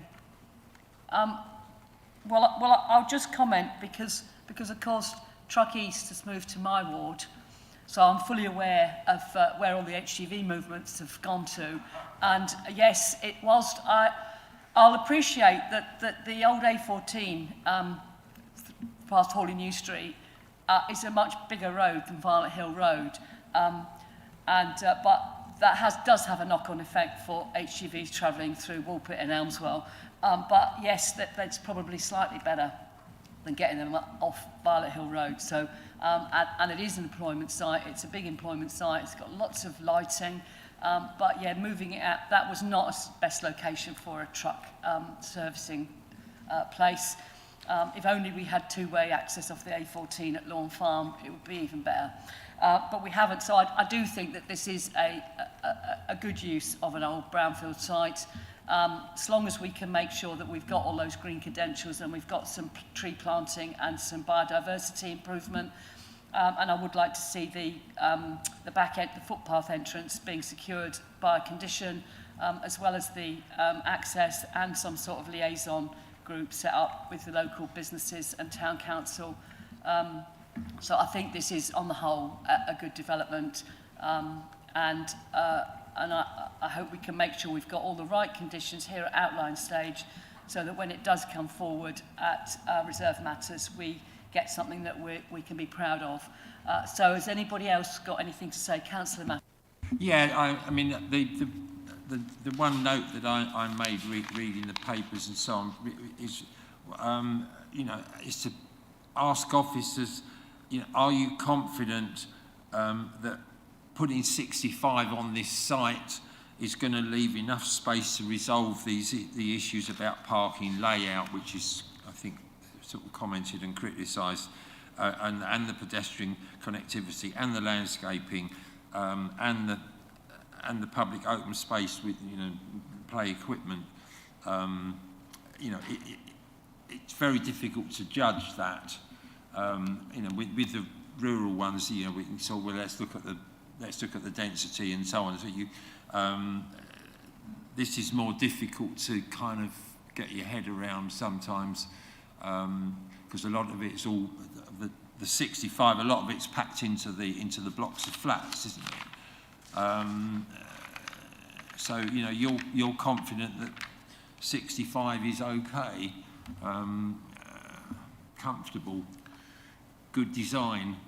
If we come back with the reserve matters that doesn't meet our expectations, we'll give you a recommendation of refusal. Yeah, but which will be difficult if we've said 65 and we can't fit them in. We've said up to 65, so they can always go down. Yeah, it never happens.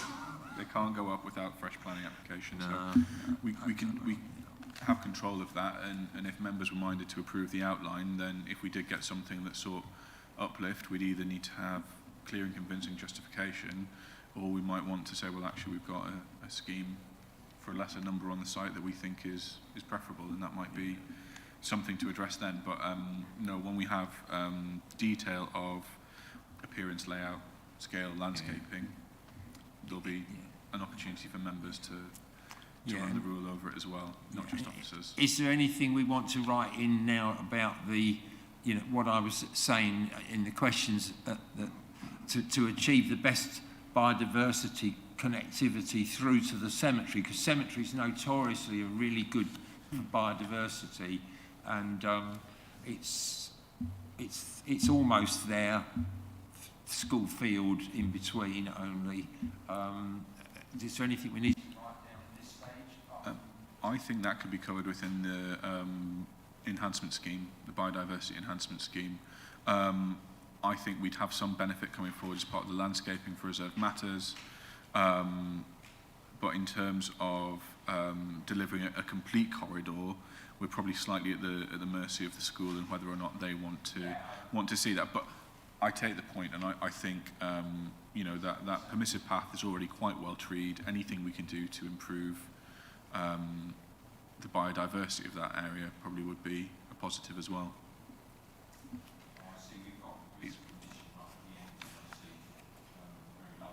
Point. Yeah, good. So, does anybody else want to say anything, or can we ask the area planning manager to read out the proposal and any additional conditions or guidance notes that are going to be included? Thank you. Thank you, Chair. Yep, so we're looking at approving as recommendation on pages 118 to 119, and then additional conditions, we're looking at agreeing the housing mix, including accessibility of ground floor flats, the footpath link to be secured, although I note that there is also a condition about delivery of estate roads and footpaths, but I think between them they should knit together. And then the community liaison group to be included in the construction method statement condition. I hope that was everything that was discussed. Is there anything that we don't think is covered? Councillor Elkin? Something about a scheme of demolition requiring materials to be kept on site, but I've slightly lost track of was that covered. I think that might, is that already covered in your scheme, which fourth bullet point down? Yeah, which says scheme of demolition, is that included in that? Between that and the further investigation, remediation and verification of land contamination, we would cover that off between those two conditions. Are we happy with that? So I ask the governance officer to conduct the electronic vote. Thank you, Chair. Members, that vote is now in progress in your app.